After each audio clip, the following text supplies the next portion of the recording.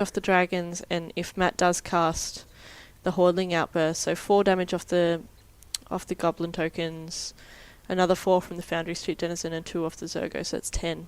Yeah, that's dangerously close to dead to Stoke the Flames. And if he does have a Stoke the Flames in hand, he can tap his 3 goblins that he's made off the dragon. To cast it. Off the Hordeling Outburst and 1 land. So he obviously doesn't have it, but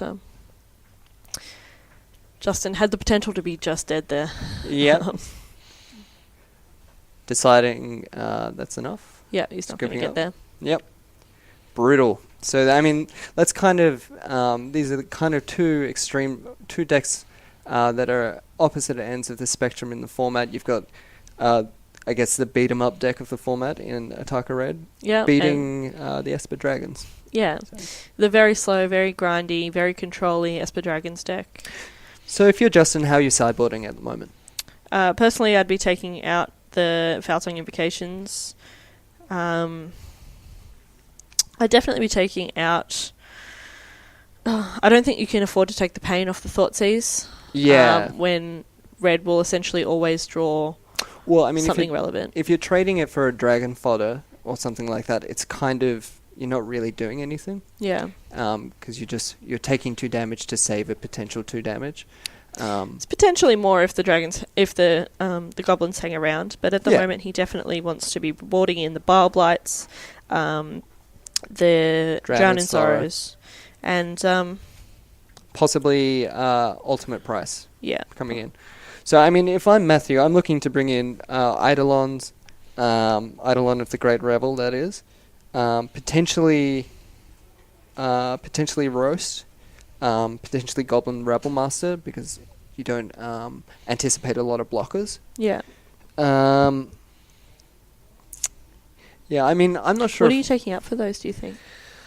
Yeah, I mean, probably Lightning Strikes, I would say. Yeah, so... I think Lightning Strike is a little bit average, or Wild Slash, more likely. Yeah. You don't... I mean, I guess the risk you kind of run, though, is you don't want to be boarding in too many expensive spells. Yeah. And you also don't want to be boarding out too many spells, so you can't trigger your Monastery Swift Spears and other cards like that. But I don't think that's going to be too much of an issue. Yeah, it's definitely right. I mean, the other thing that I might consider were I Matt is the Eidolon of the Great Revels. So, as much as he plays a lot of those cards, he's not worried about doing damage to himself. But no. It means that Justin has a downside to playing his Hero's Downfalls, his Bile Blights, his Drown in Sorrows, his Foul-Tongue Invocations, Ultimate Prices. Yeah, it's such a... Anticipate even. Yeah, every spell becomes a real liability when you're burning yourself every time you do it. Yeah. So it makes your 1-for-1 removal, again, even worse, and also means that you can at least get some damage in there if you get Drown of Sorrow or what have you. I feel like you might be right, and he might be leaving the Foul-Tongue Invocations in and just taking out his counter suite. So he's got 1 Disdainful Stroke and 2 Dissolve main deck. And they're just a bit too slow. He's not going to be in a position where he has time to sit back and control the board. Yeah. I mean, you could potentially take out Hero's Downfall as well. Maybe. But I'm not sure. I would take out some number of those. I mean, the only target that you really want to be spending 3 mana on your removal for is maybe a Goblin Rabble Master and a Chandra if Matt's running one, is he? I don't think he is. Yeah. I haven't seen it in this form of the deck. So yeah, I definitely feel... I think this matchup's really quite difficult for Justin. I mean, even with the Drown in Sorrows and whatnot, I feel like he's still going to be on the back foot. I mean, being on the play this round is very significant because it means he's coming to play tapped lands, less punishing. Yeah, definitely. So Justin has decided to play, and it looks as though he's keeping his hand. Leads off with a Dismal Blackwater, so that life gain. Yep, it's relevant. Well, I mean, many games are decided by 1 or 2 life points, so it could be the thing. So Yep. Monastery Swift Spear, turn 1. Hasty coming in for that one, so back to 20. Really fantastic card in the deck, surprisingly good. So it looks like Matt has a Wooded Foothills, 2 mountains, a Swift Spear, and a Rabble Master, and has drawn a forest. Whereas Justin has a land, a temple, and the land in play, as well as several other cards in his hand, at least one of which is a Foul Tongue Invocation. He also has 2 Dig Through Times. I mean, the real risk for Justin is that he just ends up drawing a lot of cards that sort of draw cards or don't necessarily do a whole lot to affect the board. Yeah. Or he could potentially draw too many lands, which against a slower deck isn't as much of an issue, but because this deck applies so much pressure so quickly. Yeah, you really don't want to flood. I anticipate a holding outburst here. I know, Zergo. Zergo coming in for a hasty 2 damage. Yeah, so he's dashed in his Zergo, which means it will return to his hand and won't be targeted by any sorcery speed removal or anything after Justin untaps. I mean, and that's another thing that sort of stymies the control deck's plan, being able to just dash your guy in for 2 damage and then return him to his hand. Well, may not be necessarily mana efficient, means that you have a threat later on to follow up a sweeper or something like that. Yeah. Drawing Stoke the Flames for turn. Yeah. The other, dash is a mechanic that is much better in limited, where you see a much wider prevalence of sorcery speed removal spells. Yeah. Whereas standard is very based on instant speed removal, which can make it worse. And I mean, you can still counter a dashed creature, but you're right. Getting around Crux of Fate by dashing is definitely a relevant play. So just considering his turn here.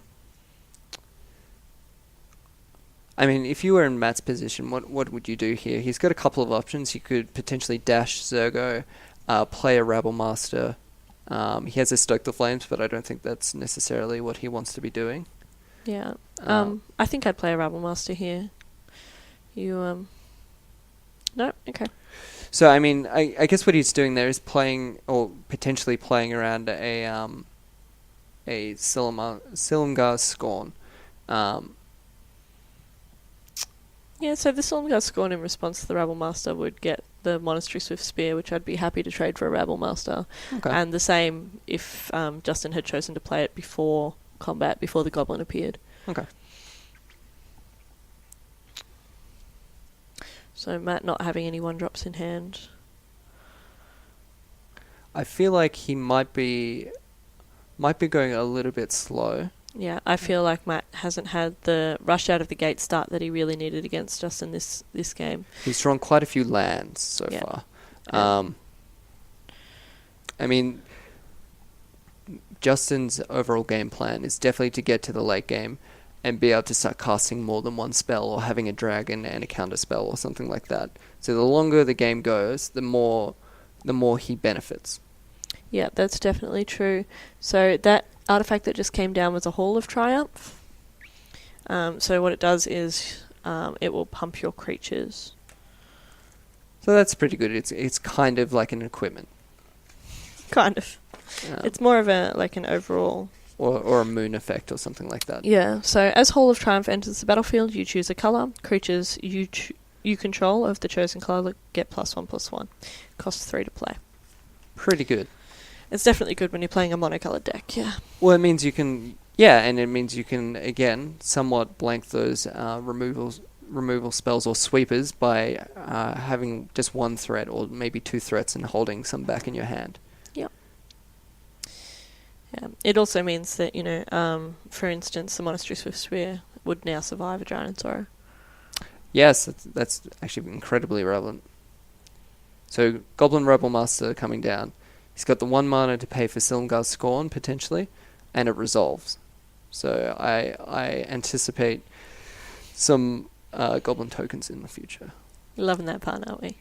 Yeah. We can't help it. Alright, so we're attacking for 2 here. I think Justin just takes it. Is it not putting- 4? Because of the Hall of Triumph. Sorry, yes, 4. You are Yeah. correct. I missed the Hall of Triumph. So the clock now is actually quite significant. Yeah. If that Rebel Master gets to swing in, So Justin drew another Foul Tongue Invocation. Yeah, if the Rebel Master comes in, it's quite big at this point. and this is kind of, I mean, the risk of keeping in Foul Tongue Invocation in cards like that is that they're not necessarily awesome. I mean, yeah, it's kind of the risk of playing this deck in general, I think. So got a couple of options here for this turn. Does young Matthew? He could just swing in before combat, potentially play a spell. I think he's got some burn in hand, so he's got Stoke the Flames and Lightning Strike. So he chose to keep the Lightning Strikes in. I imagine he took out the Wild Slashes. He's also got a Harness by Force, and Justin still has his double dig, and he has double Invocation. So swinging in for 2, 4, 6, 7, 8, 9, 10. So this is lethal, along with Stoke the Flames or Lightning Strike, unless Justin has some sort of answer. I mean, Dissolve sort of gives him a turn. Yeah, but still not looking good. He needs to either remove something now, so he's choosing Foul Tongue Invocation. He doesn't have a dragon to reveal, so there's no life gain. So fairly average. So he's probably going to kill a Goblin token at this point. Yeah. You might actually consider Monastery Swift Spear, but probably not. The prowess is relevant. Yeah. Because at this point, now that there's no blocks, he can just cast the Lightning Strike For the win. for the win, Yeah. for the prowess trigger. Oh yeah. Yeah, it's quite a difficult situation for Justin. I've pretty brutal match so far. Yeah. Matt needs to be Matt's obviously playing around the counterspell. I wonder if it was worth Yeah. So just extending the hand. I mean, I wonder there though if it was worth casting the Lightning Strike potentially on upkeep. Yeah. So you reduce the number of counterspells that could be there. I mean, I suppose it doesn't matter because he has such a board presence. And Justin's only real out there is Yeah. Crux of Fate. I think I definitely would have done it that turn because Justin had 6 lands on the field, and had he drawn... this is all... hypothetical from Matt's perspective, because we obviously knew what was in Justin's hand. But you wouldn't want to give your opponent enough mana to be able to Crux and hold up a Silumgar Scorn. Yeah. So that's the match, correct? Yeah, I'm pretty sure that's it. Yep. Really brutal, really fast. 2-0 to Matt Griffin.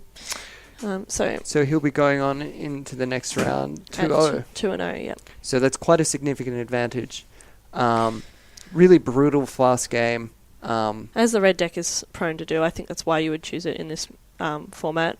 I think blue-black is very popular at the moment, and so red is an excellent choice for the metagame. Yeah, it's a really, really powerful, super fast deck, and I really like it. Esper Dragons is probably the expected metagame deck, I would say, because it did so well in the recent GP in Poland. Yeah, and very popular player Shouter piloted it at the Pro Tour as well. Yeah, and it's the sort of deck that people like. Okay, so welcome back with us. We just finished watching round 2 of the Regional Pro Tour qualifier for Magic Origins in Vancouver, and you are being hosted by Games Laboratory today.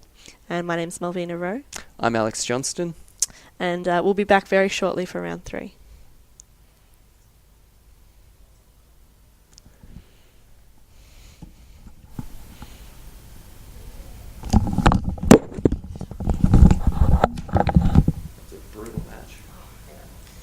I don't know why anyone isn't playing mono red in this format at the moment. When everyone's playing blue black control, you're just like, bitch, please. Yeah, I mean, I guess, what are the matchups that are bad?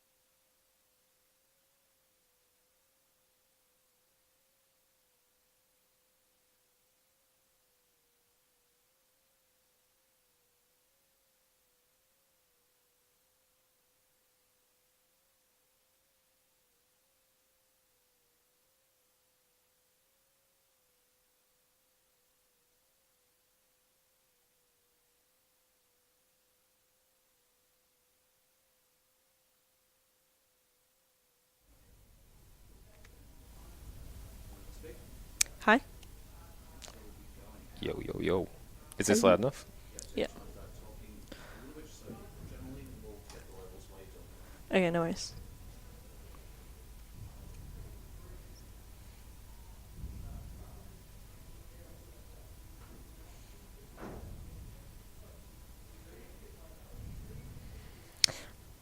Hi there, and welcome back to Games Laboratory's regional Pro Tour qualifier for Pro Tour Magic Origins in Vancouver. I'm here today with Sam Loy, who is an Australian pro player. Hey guys. And my name is Melvina Rowe, and I'm doing a lot of the coverage for today. So Sam's been walking around and having a look at what everyone's running in our RPTQ today, and has some insights about the archetypes that we're seeing and how the metagame overseas and at the current GPs and PTQ and Pro Tours, I suppose, have influenced what we're seeing here today in Melbourne. Can you give me a bit of an insight about that? Yeah, sure thing. So we've been seeing a lot of move towards the Esper Dragons list all over. Everyone is up with Standard knows all about that deck at the moment. It put, I think, 5 copies into a GP top 8 a week and a half ago. So, right. The deck's really popular. I think everyone in this event, at least, is moving towards more mid-range decks. So they want to be able to... They don't really want to play those mirrors because they're actually pretty horrible. A lot of game ones end by decking, and it doesn't really work when you're on the clock. And at these level events, at these RPTQs, a draw is about as good as a loss. So a lot of people have opted towards trying to beat those strategies and move towards mid-range decks with, Corsa, Caryatid, and sort of Abzan Shells, and a couple of Sultai decks have been popping up as well.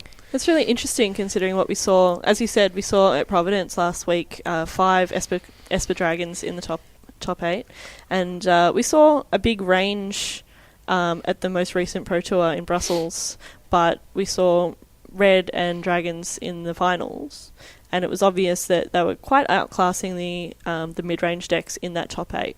So it's quite interesting that we're seeing a prevalence of it here.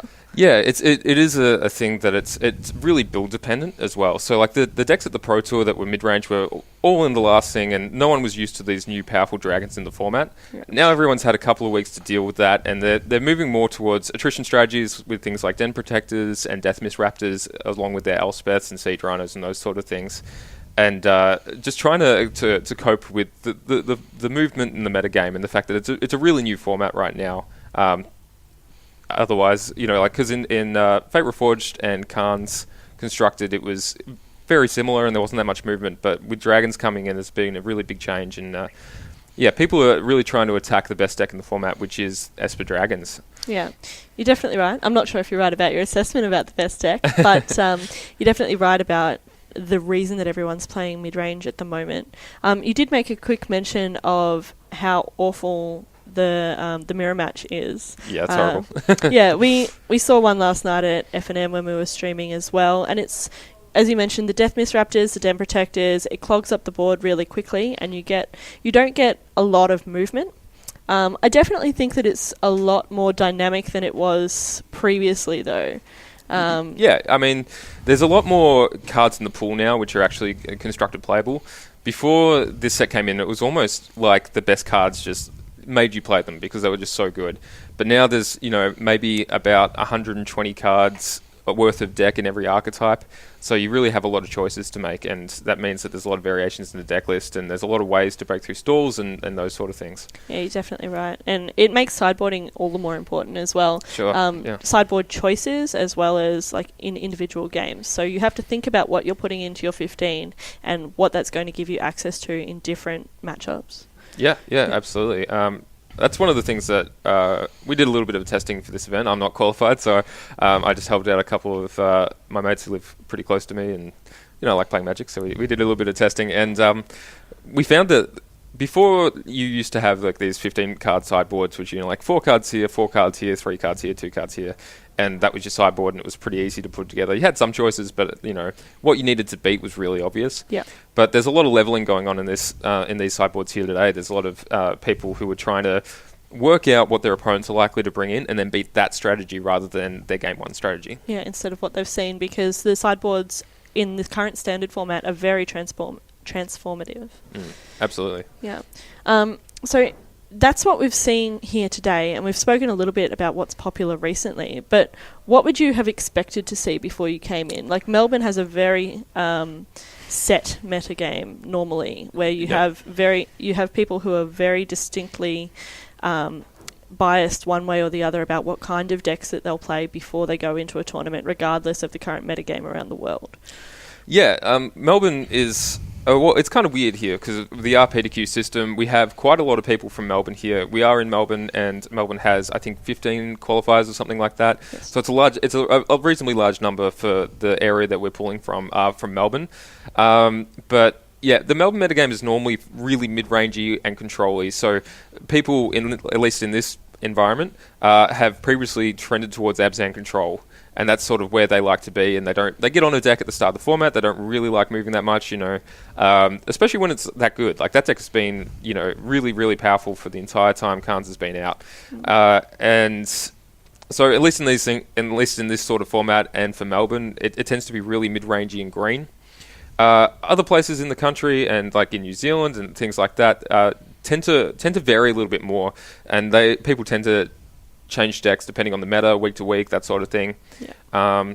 But a lot of those people are on mid-range green decks as well today. So I think there's been, at least somewhat of a consensus, at least amongst the people and the different groups that have turned up, that if you're going to beat the Dragons deck and you want to aim at the Dragons deck, you can't play it. Yeah. Because you're going to go to time in game one, you're going to, you'll be forced to play like something like Pearl Lake Agent, and then that really ruins your other matches like Ataka Red, which is, it's here today as well, and it's really ready to punish anyone who's going to a 2 of a controlling strategy. Yeah, I think you're definitely right about that, and it was quite interesting with the new RPTQ system and the PPTQ system that leads to it.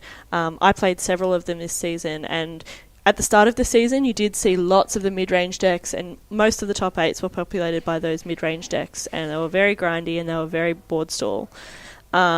And so what you found as the season progressed and we came to the end of the PPTQ season, and there was, 3 or 4 or 5 PPTQs remaining, a lot more people were moving towards that aggro, Ataka aggro kind of build to try and get through... not face that awful matchup, that mirror match. Yeah. I mean, it is one of those things that if there's a lot of good players playing a deck in these pre-PTQs, you don't really get anything for second place. Yeah. So once you make top 8, you really want to have good matchups in that top 8. So some people will take a high variance deck, like the mono red decks and that sort of thing, to these events. You get to play a bunch of them. So sometimes you'll get unlucky, and you won't make top 8 because maybe you draw 4 lands in a row. But the one time you do make it, you're going to make sure you have really good matches. And there's a bunch of people that qualified for this with red decks who have decided to run it back and felt like it's a good choice for the day. And there's certainly a contingent which are on Ataka Red, and I haven't. We've only a couple of rounds in at the moment, so we haven't really been able to see the how that's going for them. Nothing's really separated out yet. Yeah. There's a bunch of different players from different places playing different things, and we'll, I suppose, over the 6 rounds, see which ones were the better choices and how they separate from each other, just by winning games. Yeah, it's quite interesting. Even the mono-red decks have changed really dynamically with the release of Dragons of Shakir. So 2 months ago, the mono-red deck was Rabble Masters, it was Stormbreath Dragons, it was the Red Siege. It was a little bit slower, but now it's essentially Red Dorks come at me. And it's, as we saw in the previous match, it's so fast, it's relatively reliable, everything you draw is a threat, and it's very good against Esper Dragons, which is a big part of the metagame at the moment. It certainly is, yeah. It's very powerful to be on, those low-down strategies when the Esper Dragon deck has a absurdly high average converted mana cost for its cards. Yeah. It's got 4 dig-through times, it's got 3 Urgeties, it's got 2 Salunga, and, even apart from that, most of the removal spells cost 3. Yeah. Some of them cost 2, but on average, if you're playing a 1-cost card, you're trading up in mana by 2 points most of the time. Yeah. So, any deck like that, it's really incentivized to go under them rather than try and play a longer, grindier strategy like the red-white mid-range outpost siege decks we were doing last format. Yeah, exactly. And they're going not just under but around as well with with the wide... they go really wide. Yeah, with your wide attack that tokens brings you, but you're always running the risk of getting drowned in sorrowed or bile blooded and losing everything. So it's a risky strategy, but it's one that we just saw pay off, and we'll see by the end of the day whether it's going to pay off in this metagame here in Melbourne.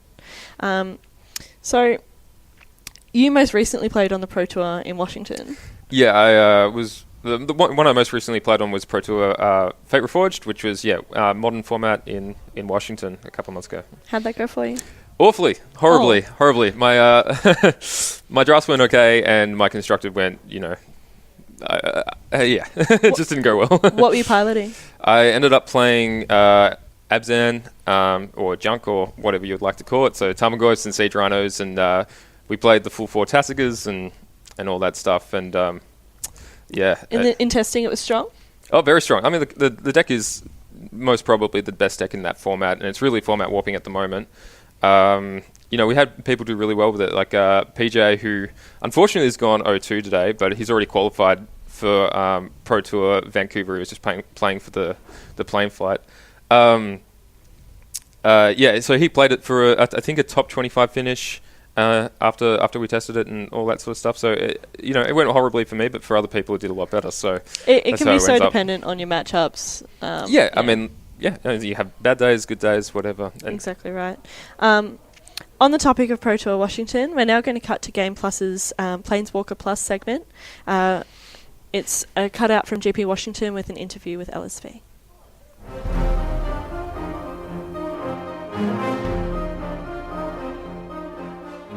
Hi, my name is Brian David Marshall. I am the Pro Tour historian, which means I curate the Pro Tour Hall of Fame for Magic. I'm Luis Scott Vargas, commonly known as LSV, just because my name is way too long. I got into professional Magic just because I started playing in Pro Tours and did well enough that I could get in the Pro Players Club, which is you get enough points, you start getting free flights, free hotels, and that kind of got me into it. That and the fact I really like competing. I was actually working for a chain of comic stores in New York, just kind of getting back into the hobby industry after a brief foray into the icky world of public relations. It was kind of gross. It was a real job. It was the first time I'd done it. I was like, no, I don't want to do this. Well, it's like working with your friends, because that's actually what we are. We didn't form the team exactly, like it's not like we went out, who are the 10 best players and picked them. We just kind of naturally formed our team because these are the friends I hung out with. These are the people who we traveled together in tournaments. And it turned out by working together, we all did much, much better. Someone just beat me up because they couldn't find Magic. I mean, not really, but they like kind of physically accosted me coming into a store, like trying to find Magic in the middle of 1994. And I was like, whoa, this is pretty intense. I need to find out more about this. It is a professional team. We do have a bunch of professional players, but in general, it's just awesome hanging out with your friends and playing a game we all really love to play. I mean, the Pro Tour is an amazing collection. I mean, it's very similar if you've ever followed like golf. If you ever follow the PGA, if you don't know what Magic is, and I just tell you that it's like the PGA, like people all around the world every weekend are just trying desperately to qualify to play in one of these major events. And there's 4 major events a year. Magic's gotten a lot bigger. It's like noticeably bigger, even if just looking at it from like the level I'm at. We were in Atlanta. We're going to be in Portland. We've been in Ireland. We were in Valencia. This Grand Prix is, 1,500 people, which used to be big. Now this is a small Grand Prix. I was in Chicago last weekend, and it was like 2,000 people, 2,200 people. It's an amazing kind of, grinder that really just churns to the top some amazing players who show you what a skillful game Magic is. The tournaments are, they're much smoother productions now. The coverage is much more professional. We've got almost like a TV setup. There's a stylist. So all those changes are a far cry from when I started about 10 years ago. The best advice is to find a good group of friends with the same goals as you. You're not going to get better by being the best player at your store, right? You're just not. If you want to play in PTQs, if you want to win PTQs, if you want to go to travel to Grand Prix, it's not fun to do it by yourself. You're just not going to do it. So finding better players and letting them beat you is probably the best way. And then, really like trying to befriend those players and try to get into that circle of better players and, work your way up. So I think finding a group of players who are like-minded, who want to drive 3 hours, 4 hours, 5 hours to a PTQ. I mean, I used to do that sort of thing all the time. You need to find players that are better than you and get beaten by them and then not sleep at night, right? Because you're like, how the hell did he beat me? I had everything. I had my bomb rare. I drew my mana. How did he beat me? And you got to think about it and analyze it and really try to just constantly improve your game. And so having a group of friends who want the same thing really helps. I'd also advise practicing online. I mean, a lot of the way I got better and a lot of the guys I know got better is you can play online against the best competition at any point in time.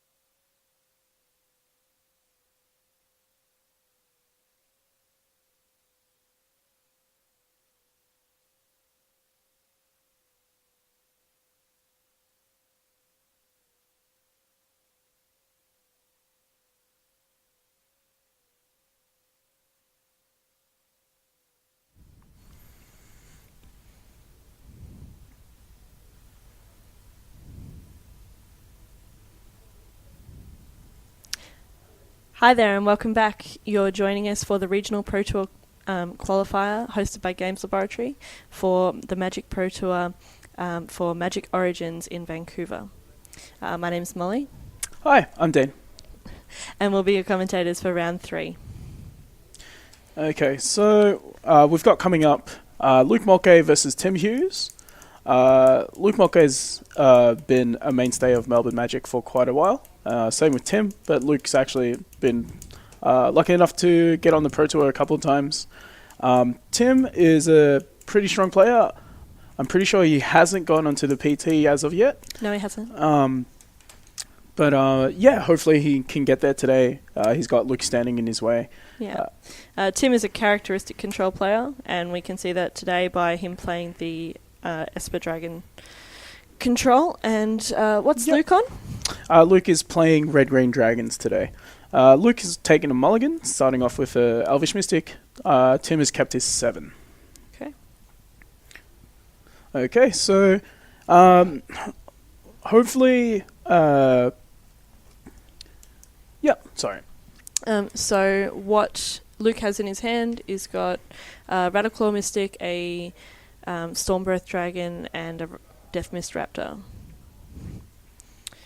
And in Tim's hand, I can see an island and another land and what looks like a Crux of Fate and possibly a Bile-Blight. Yep. Okay, so... Yep, Luke leads off with a face-down Radiclaw Mystic over the Death Mist Raptor, which seems a little bit better. Yeah. His other option there was I believe that's a Dem Protector? Yep. The interesting thing about Red-Green Dragons is because it does run, actually, some decks do run a bit of morphs. You're not actually sure about the Radiclaw Mystic, whether Not it is. being a Death Mist Raptor, yeah. Exactly. Or a Dem Protector. And as we see there, Tim's taken the safe route and Bile-Blighted the Radiclaw Mystic there. Yeah. In this case, I think Luke was playing the Radiclaw Mystic to try and get the mana up for Stormbreath Dragon. He'd need to draw another red source, but then he'd have one on turn 3. And nice. That's pretty powerful. It looks like we're making some adjustments to the camera there. Don't get seasick. Scale Guard Sentinels from Luke. Yeah, revealing The Stormbreath in his hand. the Stormbreath Dragon, yeah.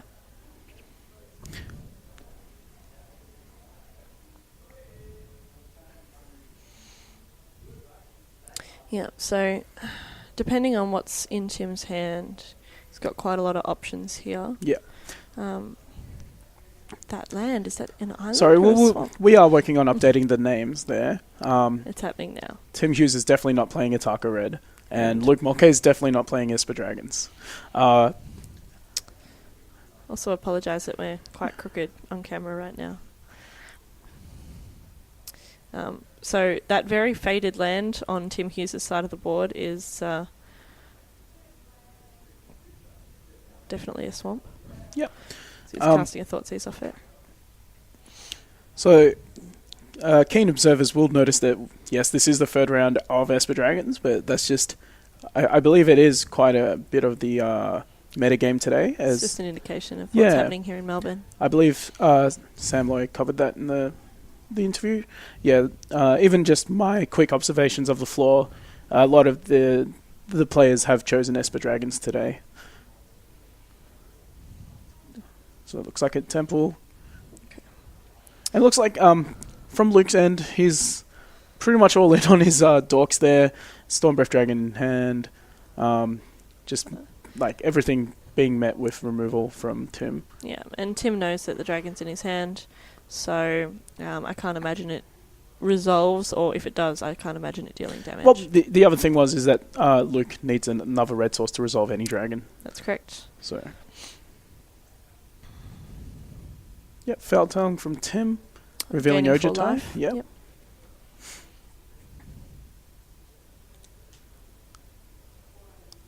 So I can't imagine Luke feeling too good in this position, especially, knowing that the Ojutai was coming down, knowing that there's not much he can actually do about it at the moment. Yeah.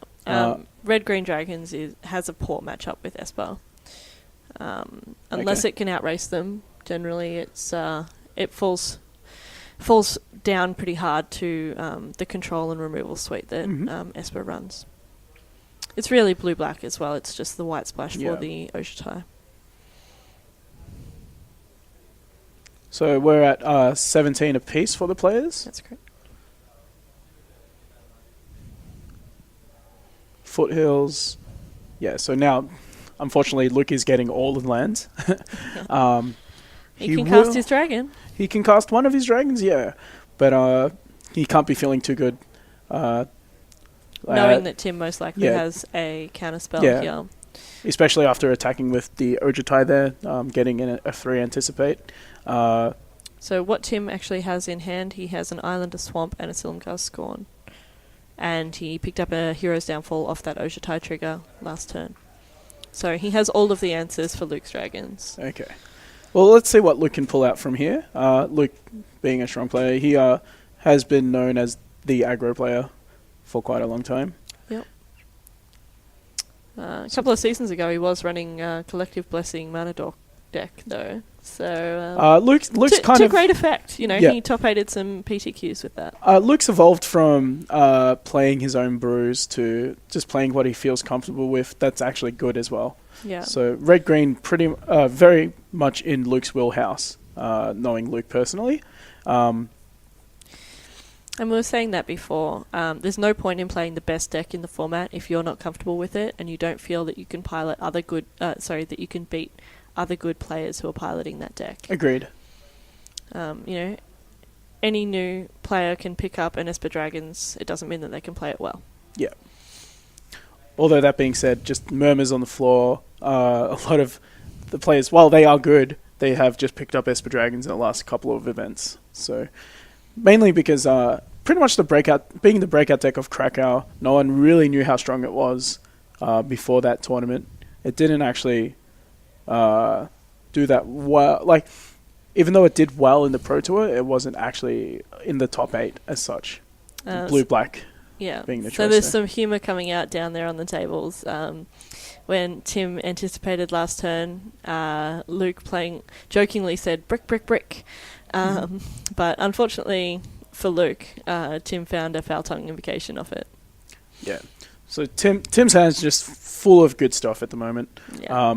I can't believe that there's a comeback for Luke here. Luke pretty much playing off the top of his deck, but Tim's just got all the answers at the moment.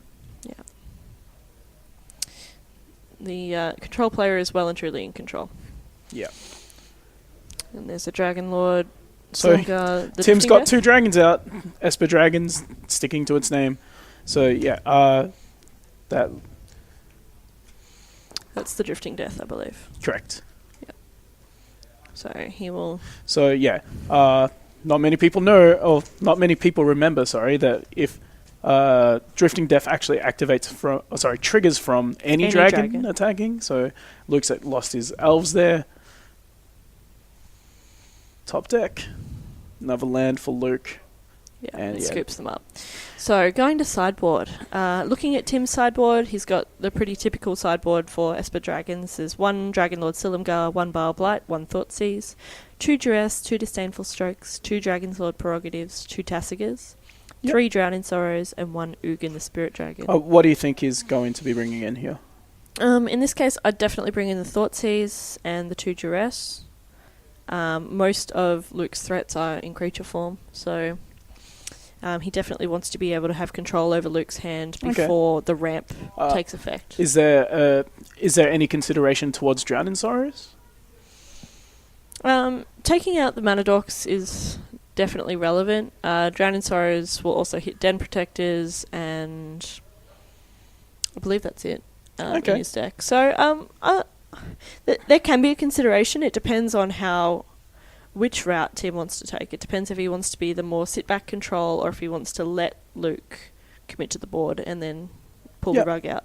So Luke's sideboard at the moment is 2 Satyr Wayfinder, 1 Ataka Monument, 4 Roast, 4 Arc Lightning, 2 Xenagos the Reveler, and 2 Wild Slash. And so first up, the things that stick out to me at the moment are the 2 Satyr Wayfinder and the 1 Ataka Monument. Luke probably looking to go a little bit slower if he needs to, which is a real consideration against the Esper Dragons deck. From what I can see, Luke went with the Xenagos and the Satyr Wayfinders in, and I can imagine that he's put in the Ataka Monuments as well. Yeah, I like the Xenagos there, just for, Planeswalkers are much harder to deal with. And give you an additional threat. And the Ataka Monument, it's good. It ramps for him, and if it resolves, it provides him a late creature. Yeah, it's interesting. It's an interesting strategy because a lot of people have conceded that the Esper Dragons deck has the better late game. So the fact that Luke is trying to meet them there should make for an interesting match. I wonder what's come up in the testing there. I should also mention that Luke's list is also a bit interesting in that he's running the full 4 Dragonlord Ataka and 4 Haven the Spirit Dragon, which I haven't seen yet, and 4 Kratos Claws as well, which is also interesting. And for me, it just goes to show that Luke is still brewing, but he's sticking to established archetypes. Yeah, that's definitely right. Yeah. The other thing about the monument is it's very difficult for Esper Control to kill it in its artifact form. I don't think they actually have a way to do that. So until Luke activates it, which I don't think he would do into a removal spell. Well, there's always good old Slumgirl's counterspell. That's true. So as I'm not sure the strategy to go long here for Luke is going to work out, but he seems to think it does.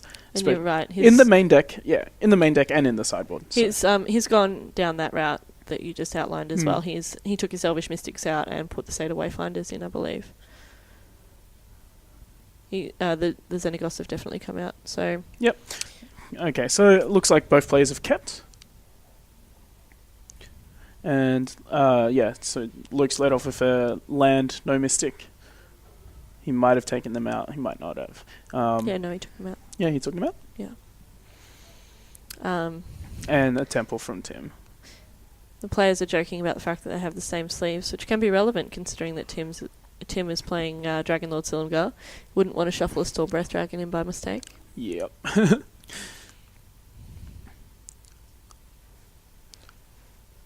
So Radiclaw Mystic, first creature from Luke. Yep. Into a third turn Thunderbreak Dragon. Can't complain about that. Seems good. That Thunderbreak Regent means that it will cost him some life to deal with it, regardless of how he does.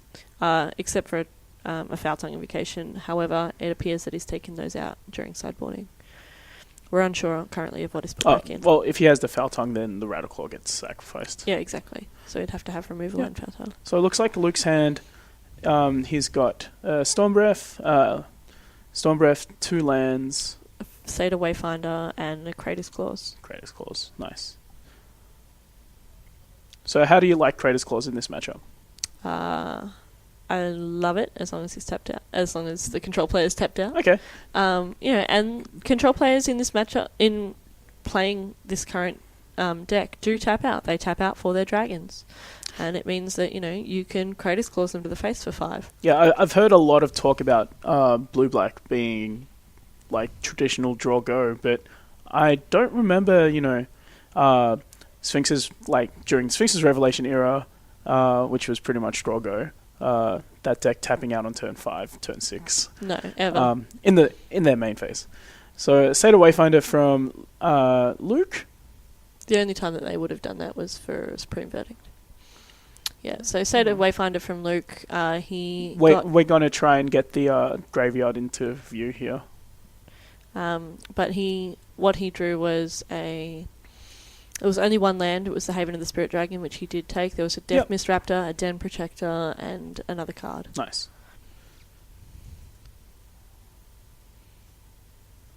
So Tim, with the typical slow start here for Esper, I don't even think he's had to anticipate. Yeah. So he's downfalled the dragon, and he's also drawn an ultimate prize. Can you see what's in his hand? In Tim's hand? Do we know? I can't see it, unfortunately. Okay, so Luke just drew an Ataka there. Yep, he's got a Haven himself in hand, at least. Luke plays his own Haven, lays off Storm Breath. Yeah. And apparently there's lots of joking and laughing going on the table. They're both... Tim and Luke have known each other around Melbourne for quite some time. Yep. Yeah, they both regularly play most of the large events. We actually didn't see Luke much last PPTQ season. Yeah. Just because he won quite early. He won his PPTQ very early in the season, and... he won it at Justice Comics in Adelaide, so shout-outs to them. Yep. Pretty good story if you're ever down there. Tim won the Good Games Melbourne PPTQ. Playing Sultai Control, if I remember correctly. Yes, that's what he was playing last season. Yeah, I wisely did not choose that deck after playing it for a couple, and then it won. So, yeah. So not so wisely. Yeah. Of course. I'm not as wise as Tim, with his manly beard there, as you can see.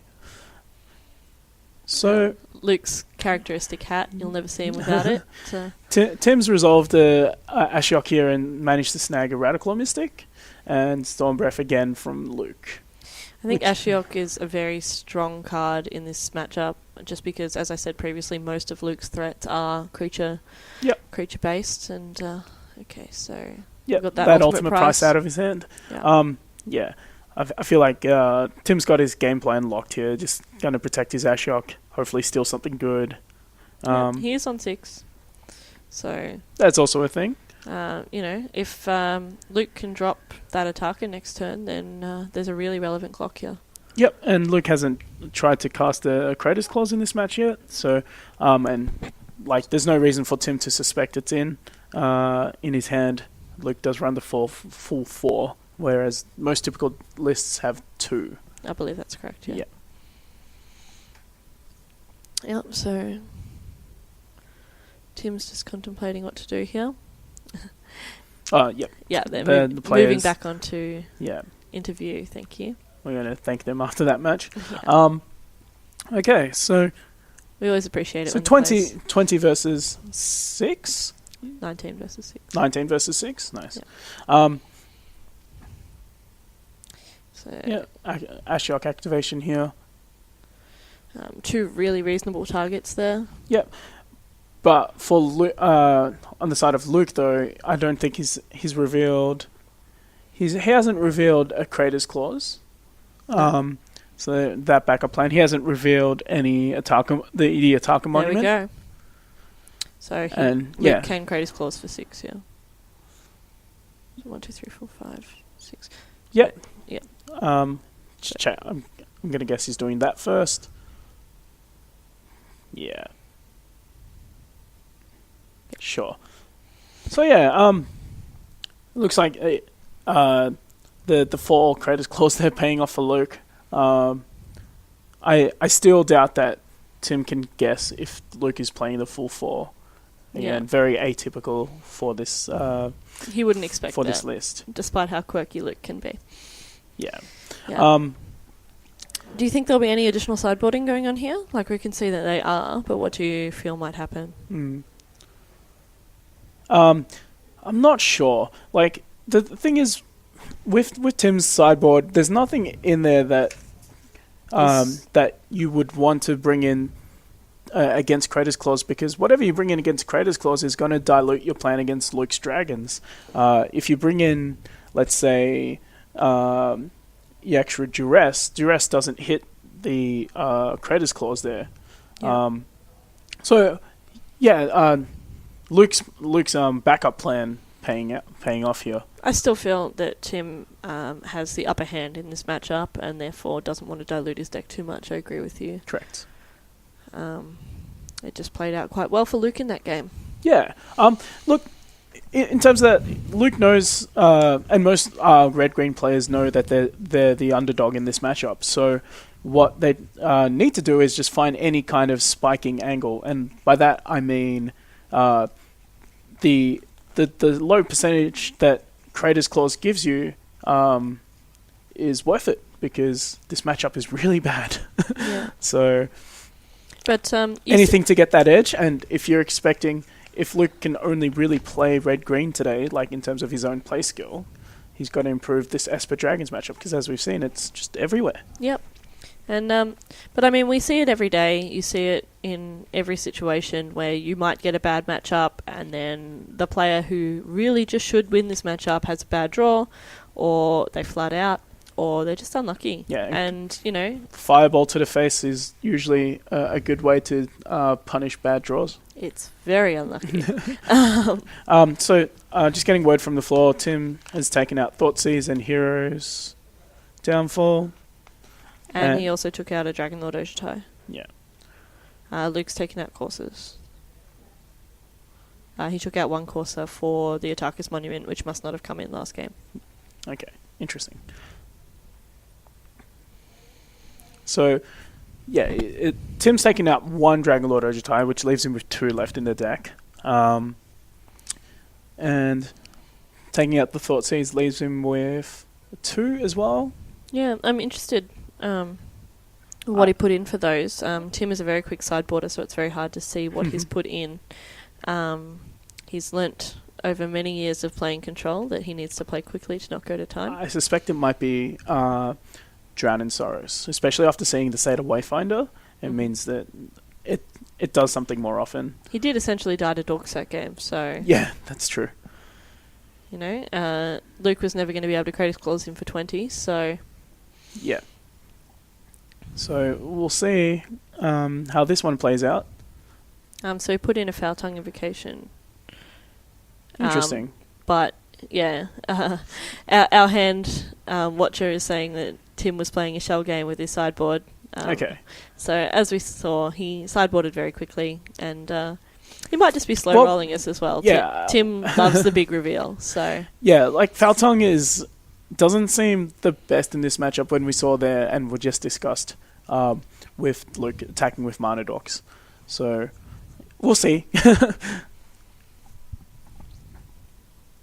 Cool. So going first hands. Assumably, Tim is on the play. Mm-hmm. Okay. Tim not locking is 7. I'm not sure you can do that. Okay, put them back on upside down. We'll get him fair for you. I'm pretty sure it's just him not. Apparently it was a one-lander, so he's mulliganed that away quite quickly. What's got Luke looking like... Kratos Claws, Courser of Crewfix, Stormbreath Dragon, I believe. Okay. And some land. And Scale Guard. And a Scale Guard, yeah. Would you keep?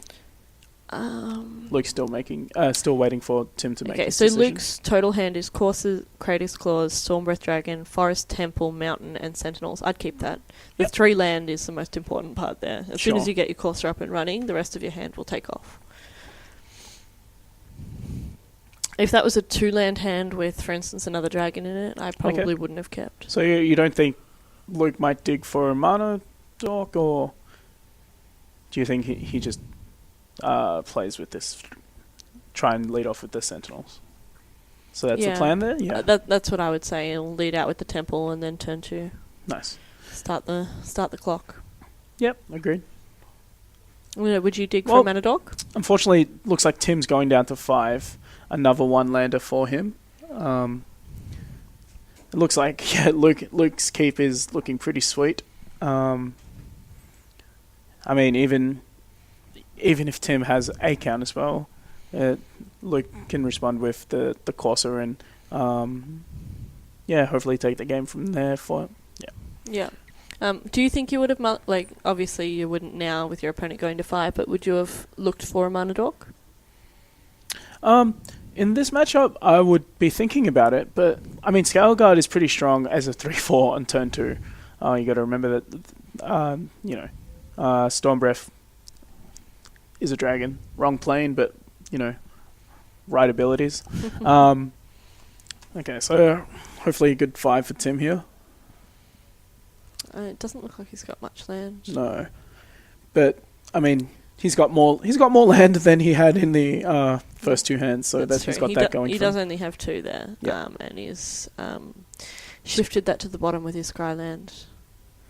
Yep. So as we said before, there's a Thunderbreak region on top of Luke's deck, and he's very happy to leave that there.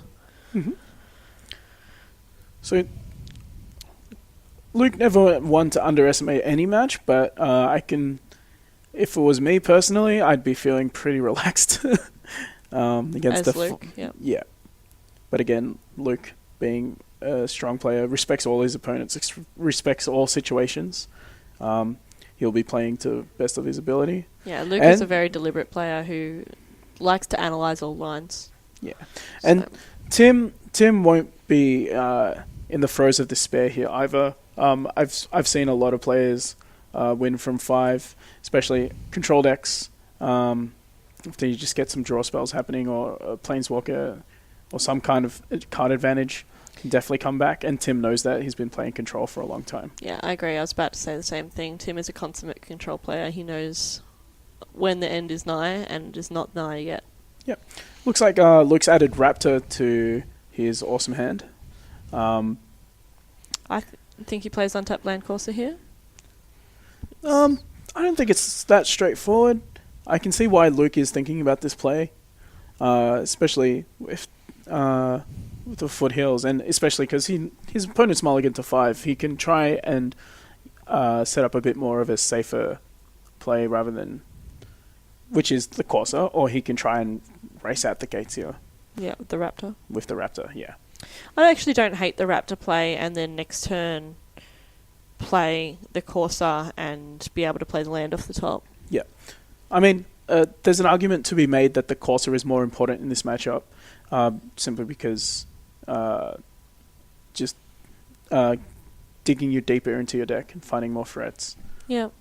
So, yeah, Luke's come out running here with the Deathmist Raptor. He's going for the clock.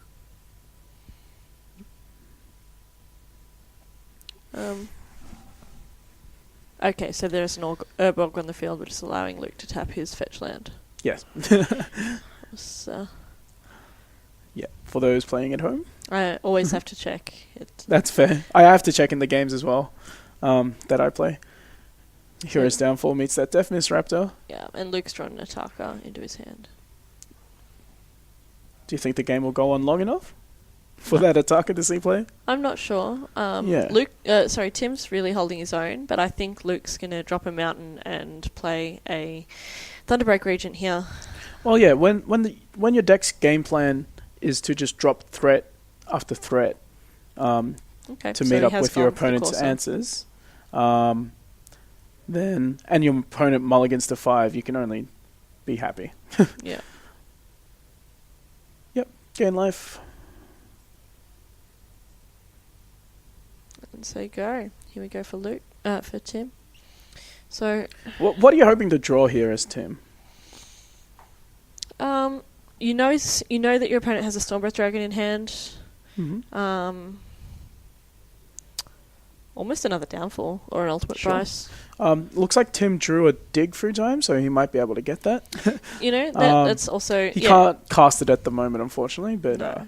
if he manages to live through a few more turns, that dig is probably coming. Coming into play for Tim. Luke's most likely going to play this Haven of the Spirit Dragon off the top, gain a life, and see what else is on top of his library. Yep, here it goes. And another Haven.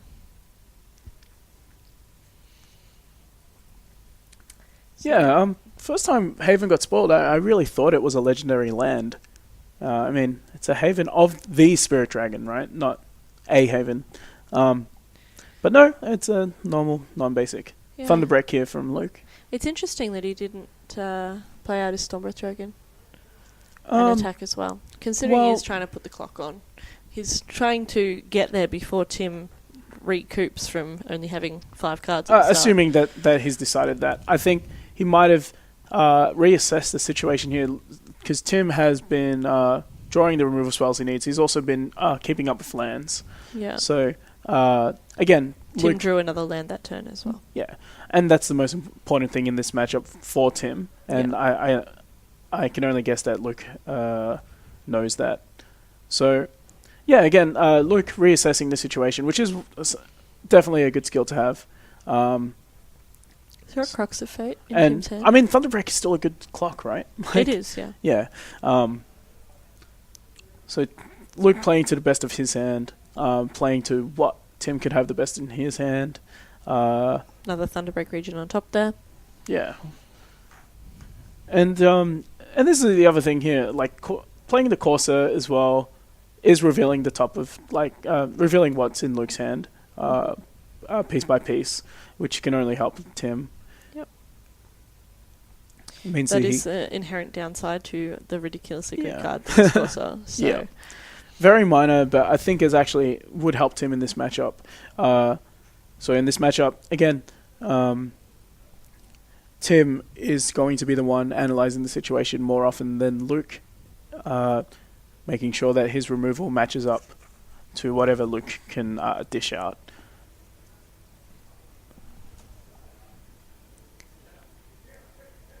Yeah, that's definitely right. So I believe it's Luke's turn, and he's headed to the tank. Considering what to play. He's got that land in hand. He's got the Stormbreath. Yeah, he's definitely going to drop that land this turn, gain a life, and then 1, 2, 3, 4, 5, 6. So he's still not at Ataka mana. He's trying to figure out what's in Tim's hand, or what. He doesn't want to walk straight into... Oh, he's shuffling away that Thunderbreak. Okay, interesting. What is he looking for here? Or did he just want to try and play a land off the top? I'm not quite sure. I don't think Luke would do it just purely to play a land off the top. He does have a land in hand. He's not worried about hitting his land drops. Sure. Right now. I think you'd like a land off the top and then a threat underneath. Sure. If you're going to go greedy. So. Why do you think he decided to shuffle the Thunderbreak? I think it's... He does have a bunch of threats in hand, I guess that's... Yeah, he does have a bunch of threats, and he was definitely looking for the land, but he wasn't... He was just taking this opportunity because he had a land in hand that if it fizzled this turn, it wasn't a huge hit. Okay. Attacks here. Still, no Stormbreath Dragon. No blockers there. Yeah. And the Raptor's coming down. Yep. Tim down to 13. So we can get a Raptor chain going on Luke's side of the table. Yeah, so Tim has a Crux in hand. Such a strong card. It is, but in this case, it only wipes out 2 of the 3 threats, or 1 of the 3 threats. So it's there we go. There's the Crux. That's the strength of Deathmist Raptor. So yeah, I mean, as soon as Luke's able to resolve that Rattleclaw Mystic and flip it up, he's going to have a full board again. So yeah, Tim drew another dig through time last turn. Okay, so he can actually cast it now. And Tim's definitely not dead. No. But he is on 13, and if Luke drops Stormbreath Dragon this turn, then... Luke can drop any number of things at this moment. As I said, I do like the Rattleclaw flip up into Deathmist Raptor play, and then he can play the Stormbreath as well next turn, so I think that's what he's going for. Yeah. Is he going to do it now? Yep. Oh wait, no, he's attacked already. He's definitely not doing it now. Oh, why? Okay. Grab the 2 raptors back. How does... you said Tim knows that Luke has a Storm Breath? He revealed it Okay. for the For- scale guard. Oh, okay, sure. Okay, that makes more sense.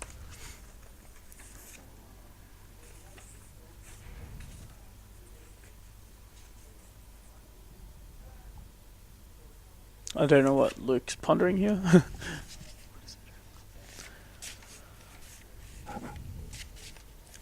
Cool. So Tim's hand is double dig Yep. and a dragon lord. Not quite sure what Luke's pondering here. Whether they're going in up, face up or face down. Oh, okay. So whether he wants to pay 6 next turn to flip it up as a Megamorph. Nice. And it also means that if Luke kills one of them, then he can get the other one back with the Death Mist Raptor if they both went in face down. Okay. Yeah, so that makes sense. If Tim has the one at least an answer there. A non-global removal. Yeah. Yeah. Okay. Man, that Death Mist Raptor. Such a strong little dinosaur. Kratos Claws from Luke. For 1? No, the mana from Rattleclaw Right. Mystic. Yeah. So it gets the additional 2 and then 1, 2, 3, so 5. Yep. Okay. So Tim's got to pull out something here. And he's got nothing. Okay. Okay. There we have it. Luke pulled out an upset, really. And In terms of percentages, yes. But his opponent did mulligan to 5. correct. And there was some really interesting cards that we saw out of the sideboard and decisions that we saw there. Yeah, Luke took some really good lines, I believe. Not racing out of the gates with the Storm Breath Dragon, in case Tim did have something, is definitely a turning point there. Yeah, definitely. He was very patient. Yeah. More so than I, quite obviously. Yeah, exactly. Well, I mean, that's why he's there, right? And we're That's here. right. So, Okay. yeah. Yep. So, welcome back. Welcome back. You're here watching the Games Laboratory sponsored regional Pro Tour qualifier for Magic Origins, the Pro Tour in Vancouver. My name's Molly. I'm Dean. And we've been your commentators for that match, and we'll be back very shortly with round 4. Thanks.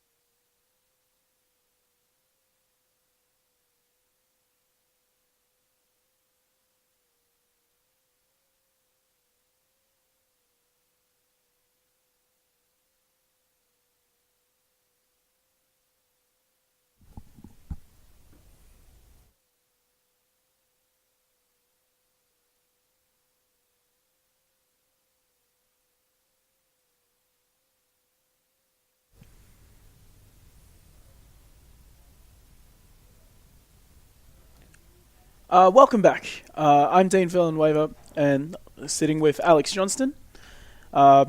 You're watching the regional PTQ in Melbourne, hosted by Games Laboratory. We've got some footage coming up from New Game Plus of the GP Melbourne. We've got some interviews with Noah Bradley and Marshall Sutcliffe. So enjoy. Hello, welcome to Planeswalker Plus. I'm your host, Alice Clark. Today we are at Grand Prix Melbourne, which is epic and wonderful and has 900 players, more than 900 players, which is a record for Australia. In case you don't know, Grand Prix is a massive tournament put on by Wizards of the Coast, and through this, people can qualify to go and play on the Pro Tour in Barcelona, which is really cool because it's Barcelona. Anyway, let's go talk to some interesting people.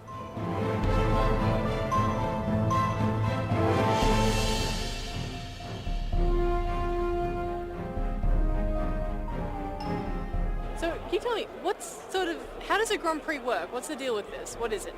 So a Grand Prix is the second highest level of competition that Wizards of the Coast tournaments are, and Magic tournaments are. So the highest level is a Pro Tour, the professional tour, but you have to qualify for that and be invited. So you have to win a tournament to get an invite to the Pro Tour. Not anybody can just go.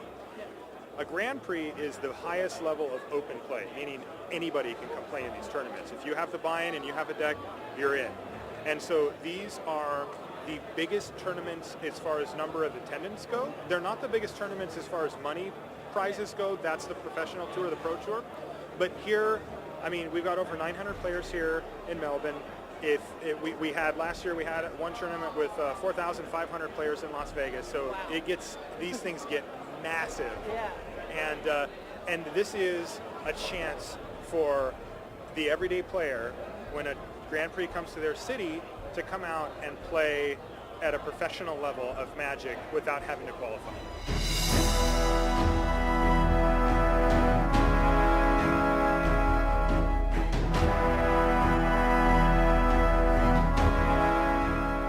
When you're commissioned to do a Magic card, how much information do you get? Usually a lot. They're pretty specific these days about what they want. So they'll give us a lot of information about the color, about the type of card it is, and pretty good description of what they're looking for. Yeah. So how much room for creativity is there? Still a lot. I mean, you still have a lot of room, and if you think you have a better idea than the art director might have written down for you, he's totally open to you throwing that idea at him, and if it's better than his, then he's totally fine with accepting that. Great. So, yeah, it's a fun job. He's without a doubt one of the best art directors I've worked for. So how did you get this gig? Were you an avid Magic player just doing lots of fan art, or are you just really good at stuff? Really good. I did play Magic growing up. Not a ton. I played some other CCGs more, but I did play for a while. And about a month after graduating art school, I sent the art director a postcard. And 2 weeks later, I got my first gig. Nice. And yeah, and now I've been working for them for about 2.5 years.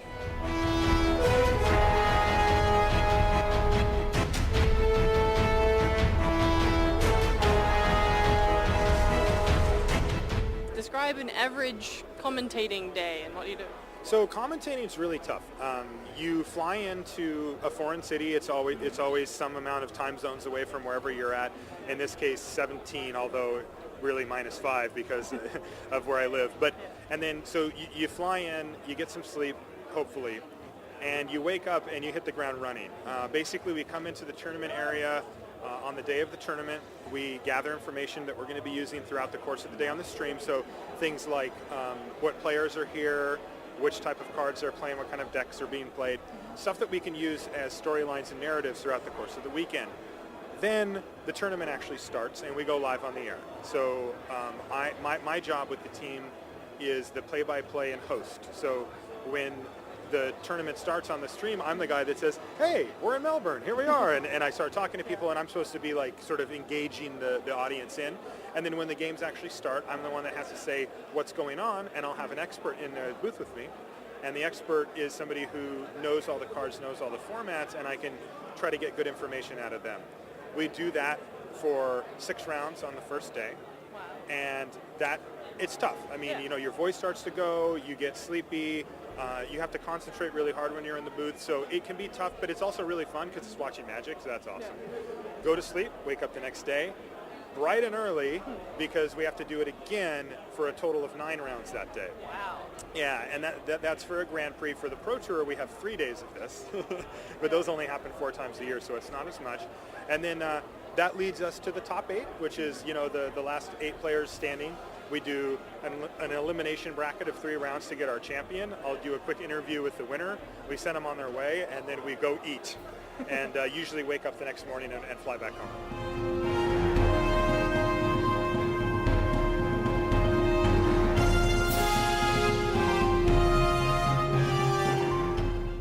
Well, that was GP. It was really great.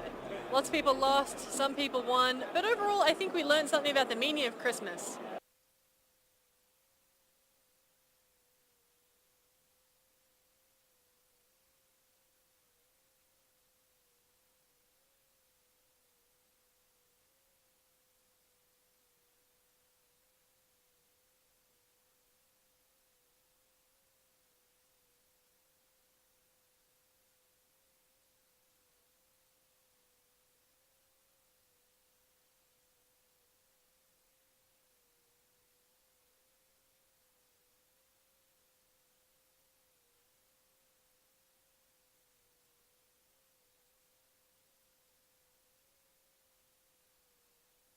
That's the deck that has been most common.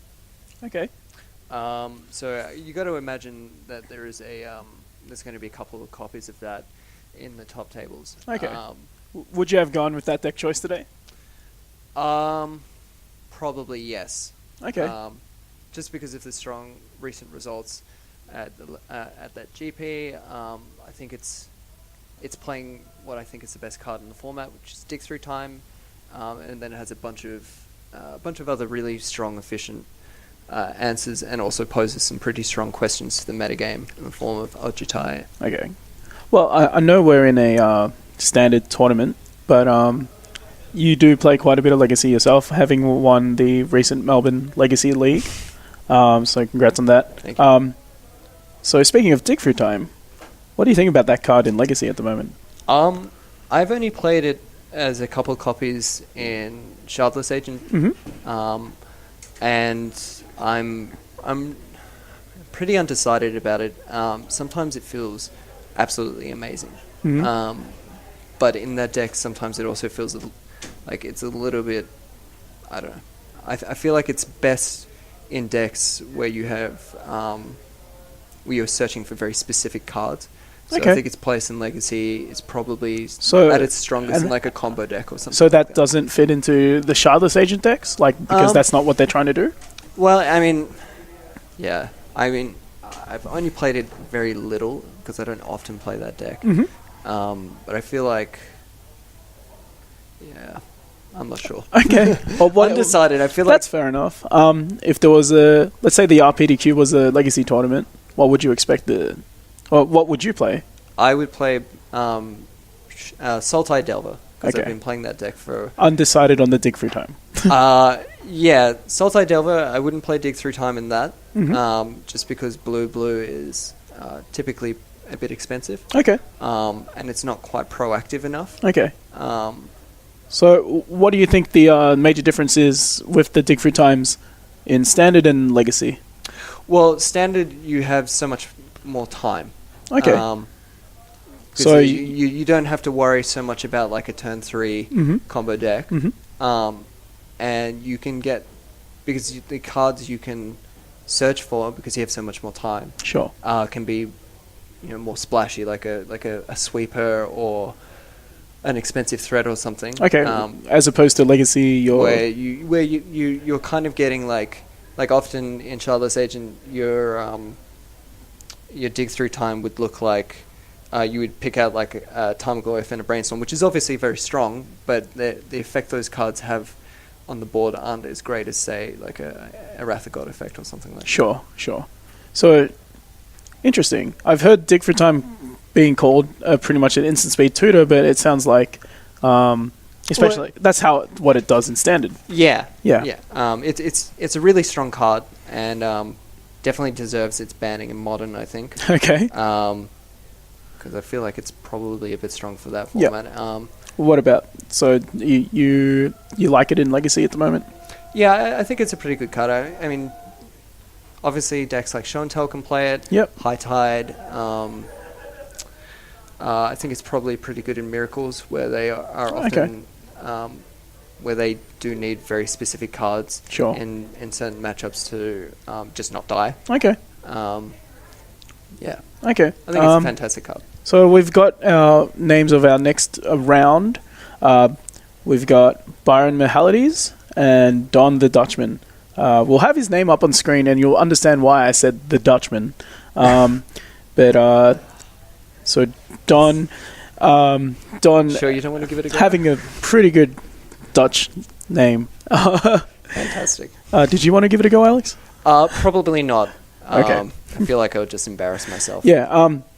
So in case you don't know who we're talking about in terms of Don the Dutchman, Don has recently been at Pro Tour Brussels. I believe he was silver. He was pretty much locked for silver going in, so that's how he's qualified for this one. Byron, having qualified for a PPTQ, I believe he was playing red-white in that one. I don't think he's playing red-white aggro today. It's kind of interesting that that deck's kind of fallen off. Yeah. Okay, so we're getting deck lists now. So yeah, So it looks like Byron is playing. He's playing Esper Dragons. okay. A very, very popular deck today. I would apologize to the viewers, but I'm going to blame GP Krakow. So we've got Don, Mr. Don the Dutchman here, playing what I can see is Mono Red Splash Attackers Command.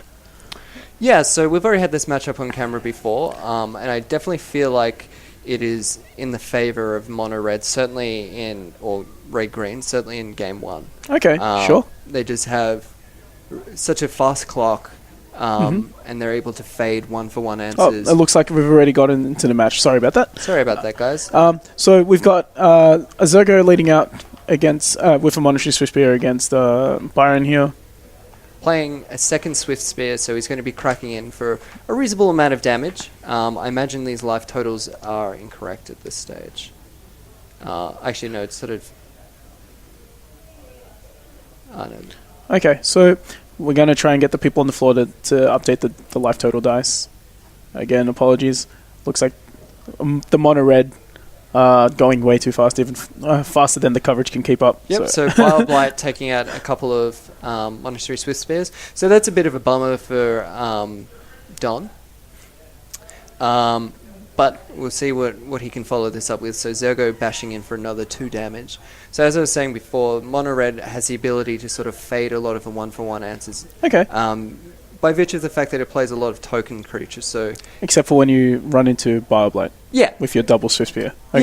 Yeah. Yeah, I mean, Bioblight is probably the best card that Esper Dragons has in this matchup, I'd say. Maybe... How many copies is Byron running?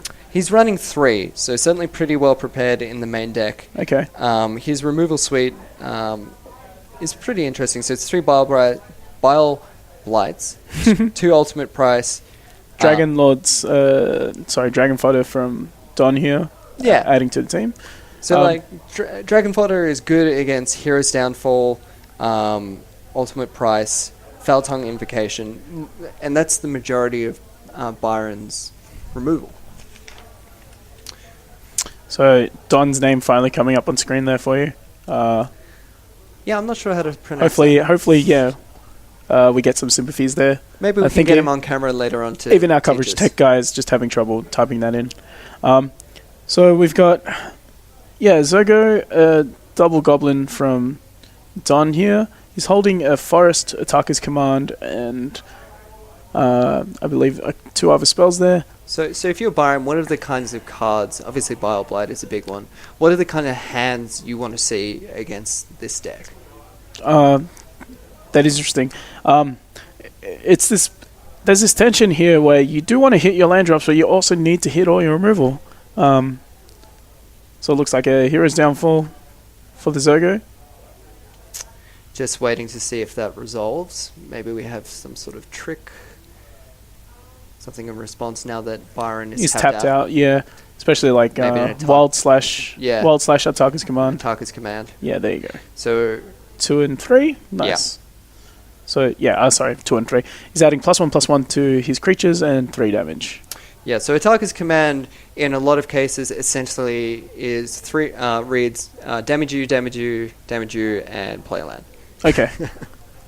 It's a pretty strong card. And a wild slash from Don, taking the full opportunity here that now that Byron's tapped out. So Byron's on 4 life. So this is like turn 5. Yep. So pretty low. He is holding 3 cards there. Oh, sorry, 4 cards. So he's got a Foul Tongue Invocation. I'm not sure if he has the Dragon in hand to back it up. So Bile Blight for the Blight. tokens, which is even better. Pretty key. I mean, he's still, there are a lot of draws that Don has at this stage, which could be quite devastating. Sure. Stoke the Flames in hand already. So yeah, all he has to do is wait for Byron to tap out. Oh, no, he's not going to tap out. He's thinking about dissolving this spell, I think. Decides no. Wise decision there from Byron. Would have just been dead to the Stoke there. Oh, I don't think Don could have cast it because he's only got 3 lands. Oh, yeah, my mistake. But still, I don't think the Foundry Street Denizen is worth counterspelling? No? Yeah, I mean, he can draw more removal. He's still on 4 life, so he's yeah. Sure. It's difficult. Maybe as a Foul Tongue Invocation or something. Certainly, we would certainly hope for Byron's sake he would have some sort of removal at this stage, and it looks like Foul Tongue is coming in. Yep. So did he reveal the dragon there? No dragon. No dragon. It's just flat out die 1 for 1. Yeah, sure. Which is still fine because Don only has 2 cards in hand, one of which is a Stoke, and we know that Byron can answer that in the form of Dissolve. Yeah. So I guess that's what Don's probably trying to figure out his plan here now. And I think. Oh, he's drew I believe Don's drawn another command. So he's choosing to cast Stoke the Flames. Do you cast it on an upkeep or end of turn? That's an interesting question that I cannot answer. I believe I would have done it at end of turn, but I don't know. I feel like... So he's drawn Mana Confluence for the turn, Don that is. I think I may have cast the... no, there he goes. In upkeep. Well, looks like you're correct. So he chose to wait before doing it. Sorry? He waited an extra turn? Oh, sure. Okay, so he played another land so he could play around Silumgar's Scorn. Correct. So it's unlikely that Byron has a dragon in hand because he did not reveal one to Foul Tongue. So he just chose to wait a turn so he can basically increase his chances of being able to resolve it. So Byron's on 3 now after that fetch land. So he's dead to a variety Lightning of spells. Strike, yeah. It was good play there from Don. Certainly worthy of... So Silumgar's Scorn. Worthy of it. Sure. Oh, so he's 2 Silumgar's Scorn. Oh, okay. Okay. So Don made the right play, but unfortunately Byron had the double there, which is not something you see very often. And yeah. Attackers Command finishing up the game 1. So, looking at the sideboards. Yeah. How would you sideboard as Byron? What does he have? So, yeah. Actually, let's do it the other way around. The other way around? Okay, sure. So, yeah, what would Byron bring in against...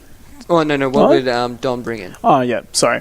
Typically in this matchup, so Don's got the 4 Eidolon of the Great Revel, which is a common one to bring in. Pretty savage. Yep. He's also got 2 Hall of Triumph, Goblin Rabblemaster, Goblin Heel Cutter, Destructive Revelry, 4 Roast, Scouring Sands, and the Wild Slash. Mm-hmm. So he's definitely not bringing in the Roast, the Scouring Sands, the Revelry, maybe the Revelry, I don't know what he's expecting. So, Goblin Heel Cutter. Yeah. So those ones definitely stay out. So do you think Eidolon and Rabblemaster are coming in for taking out maybe some of the burn? Wild Slash?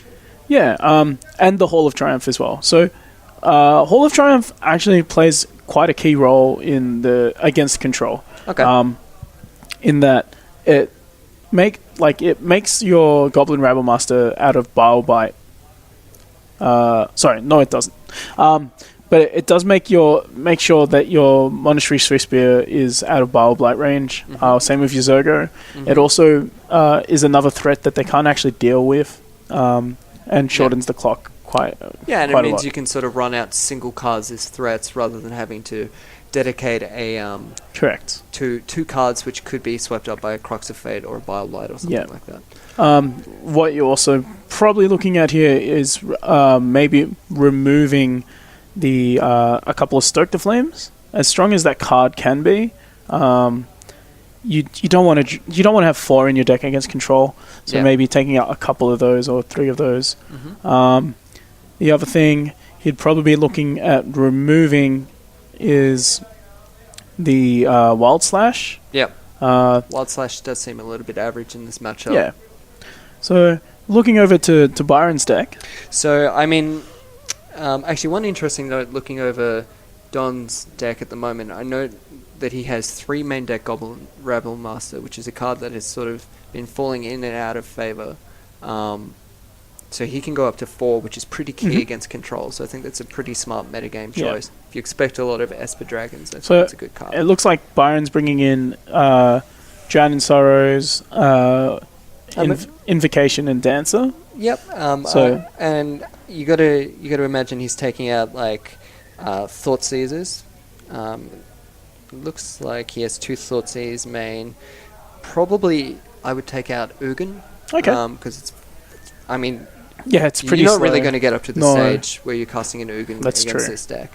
I do like the Dancer technology in this matchup. I forgot who did it first, but it does work out well. Yep. So either coming down on turn 2 or turn 3 to at least block. It can block. And then even when you get to the mid or late game, it's a counter spell.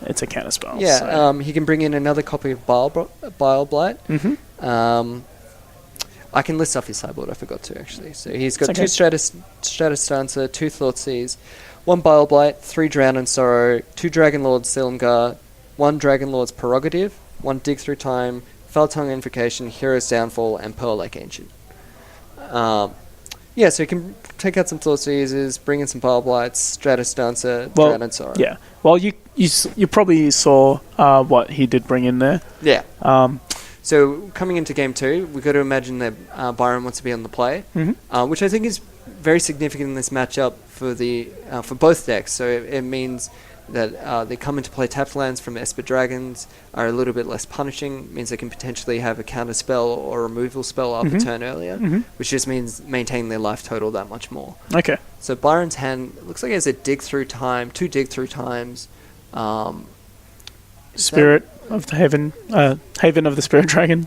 Yeah, and maybe 1 other land. And 2 Bile Blights. Can you afford to maybe, and I don't know if you need to, so it looks like he's mulliganed, and I think much the same for Don there. Yeah. Not sure what was in Don's hand, but couldn't have been good either. No. Can you afford to maybe take out Haven in this matchup, or do you just need 27 land? I believe you take out Haven. You're lowering your curve, so Control's plan in Standard at the moment is usually trying to lower the curve, trying to still having the same basic plan, like remove their threats, protect your life total, but to do that a bit more efficiently, you do lower your own curve. So you're right there in that Byron's probably taking out the Ugin. You definitely can take out the land, and I would recommend it as well. Do you think Foul Tongue Invocation, despite not being good against tokens, is worth bringing in for the potential life gain? I think you do it because it lowers your curve as well. Okay. You might want to keep in 1 Dissolve, but Dissolve is something I'd be looking at removing as well. There's no kind of getcha kind of cards from mono red that you want to dissolve. And keeping up the mana is kind of hard because you just want to make sure that those tokens don't live. You want to make sure Goblin Ramble Master and Zergo don't live. Yeah, you're going to be spending your turns hopefully removing something rather than waiting for a counterspell. Yeah, waiting for the second main phase to cast. So it looks like Byron's looking at a hand of 2 or 3 tap lands. Scrylands, maybe a Haven, and something else. Okay, Byron's hand is Pretty okay. the lands, the Scorn, Invocation. So, not bad for a Multi 6. Scorn is definitely the kind of card you want, especially on the play, I think. Because Yeah, sure. even if you don't have a dragon, 4 spike on the play is still pretty strong. So Swamp for turn, another Scryland, no turn 1 play from Don, which is actually pretty significant. Yeah. So, Don's hand appears to be Tarkus Command, 2 Fodders, a Rabble Master, and the lands.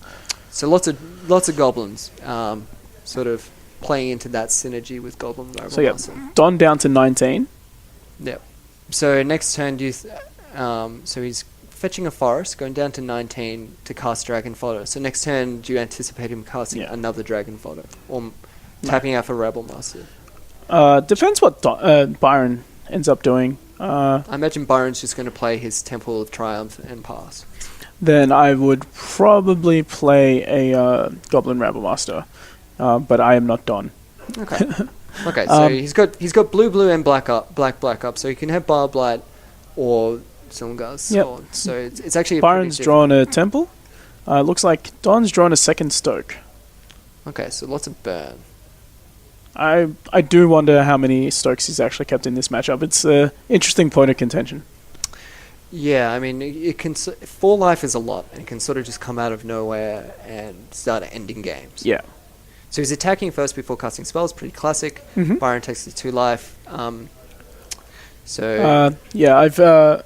heard many an argument from 2000 national champion Stephen Campbell about siding out the Stokes. So yeah, he's kind of hammered that into me. Okay, so Don goes, well, I don't think you have a Bile Blight. I'm going to cast the 4 goblins. And hopefully next turn play or draw a land to cast my Rebel Master. Okay. Again, I am not Don. Don's actually a pro, so I would have made the wrong play and probably lost. Yeah, I mean, Silumgar's Scorn presents interesting choices. Like, do you just knowing in the jam format cards, or do you wait? Okay, so Don's probably Don made that play obviously because he suspected the Silumgar Scorn, or at least playing around it, which it looks like if you have the option, it seems correct to do. So yeah, can't fault him for it. So he drew it as his Zergo Bellmaster for turn, so he could potentially just dash Zergo and attack in for 6 here, which is actually, I think, pretty okay. I don't think he's a 4th land, so he probably doesn't want to jam the Rebel Master if he didn't last turn. Okay. And he can use a pretty large chunk of his mana here, dashing the Zergo, which, I mean, it could get downfalled or something like that, but I think he preferred that to die than the Rebel Master. Agreed. So let's see what Don does here. Don is a very strong player. I believe he made day 2 of the Pro Tour, the most recent Pro Tour. I believe he was in the top 32. Mm-hmm. So he's definitely earned his way here. Definitely. So attacking now. No spells before or during combat for Byron. So he should be on 14, right? Yeah, and it's obviously Don hasn't cast the Zergo with dash. Or maybe this is still before combat. Before damage, rather. Maybe he had some sort of spell there. For Byron. Yeah. Yeah, okay. Yeah. Nope, he's taken the 4, and looks like he's just trying to resolve the Zergo normally. Yep. I like that. Yep. Dash is certainly very strong, but it's a mana commitment for later on. Sure. So Byron casting in Anticipate, which I believe he kept off the scry of his land before. Yep. Let's see what he gets. So what's Byron looking for here? Crux of Fate? A dragon? Yeah. It's pretty tough. Bile Blight would certainly be a nice one here, I think. Still holding on to Silumgar's Scorn. He's got the Foul Tongue in hand. I'm not sure if he has the dragon to back it up. Yeah. It's certainly pretty average here without the life gain. Sure. And that's the strength of Mono Red. Mono Red, attacking from so many different angles, it can go wide, and the creatures themselves, like being pretty mana efficient, can actually be big So Goblin Rabble Master is a big threat that you need And it sort of has that to answer. Yep. it has that a similar effect to Burn in say Modern or Legacy in that it blanks a lot of your opponent's cards. So it doesn't play card advantage cards as such, but it gains it because so many of your opponent's cards are not useful. Yeah. Well, it's not that they're not useful, but a lot of the time they need to match up well. So Yeah. if your draw is subpar to the mono reds, which is just doing its thing really, so it doesn't really worry about getting the right draw, then you could just lose the game. Okay, so not attacking with the Goblin is I think a pretty reasonable indication that he has stoked the flame. Yeah. So is that a Wild Blight? Yep. So pretty clever. again, Don's been in this game for a while and quite a strong player. He's stoking his own Goblin. Interesting. I like that play a lot. He's kept his board. So he's dealt a bunch of damage still. Byron still really strong play from Don here. Didn't even enter my own mind there. It's pretty clever. It's like sacrificing or destroying your own token Exactly. in response to a like a mouse impulse or something like that. It's quite clever. I like that.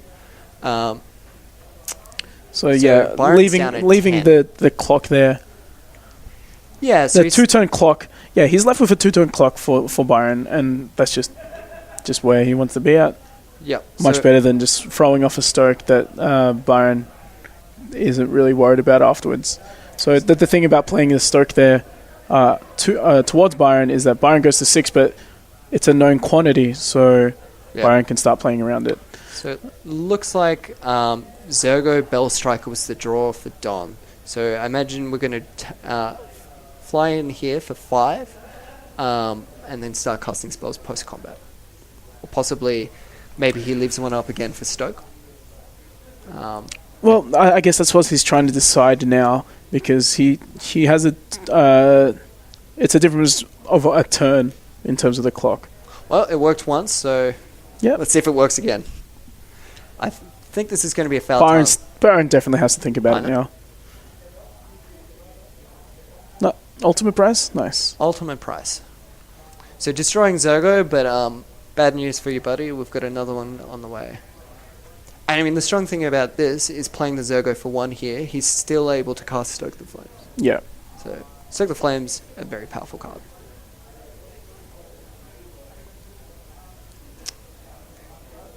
So looks like we're having some thinking here. We're definitely post-combat now, so Byron's on to 8. No, we're not. Sorry. Attack command. My mistake. Attack is command. So let's... the pumps. So Don's sniffing out that Byron likely doesn't have a counterspell. Or if it is, it's Silumgar's Scorn. Correct. So choosing not to play Zergo. So he's doing a really good job at not walking into Byron's spells. So Byron's spells for this the other thing is that the clock, the clock is significantly changed with that Attacker's Command. He doesn't need the Zergo.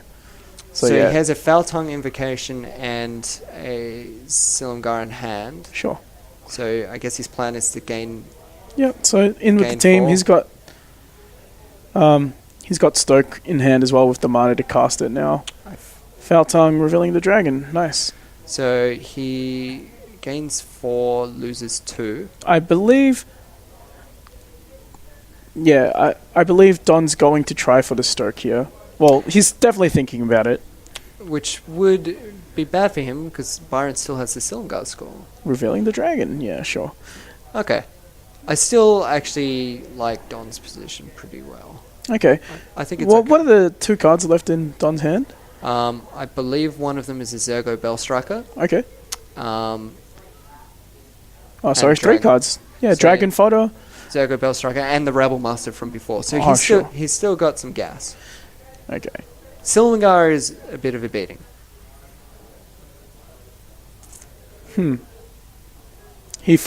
Byron forgot to take control of a goblin. Ah. So, I'm not sure what big difference that makes.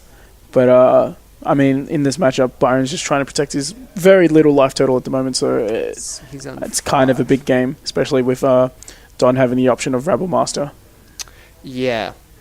Yeah. And yeah, so he's drawn a second Rebel Master too. So Don Time to jam him. pretty confident. Well, Don pretty confident. The Rebel Master is going to get there. Well, it just puts pressure on Byron to have Yeah. removal, and I think, I mean, what does it here? I think The other big difference that that this in this matchup where Byron didn't take the goblin is that now he can only kill one token at a time. yeah.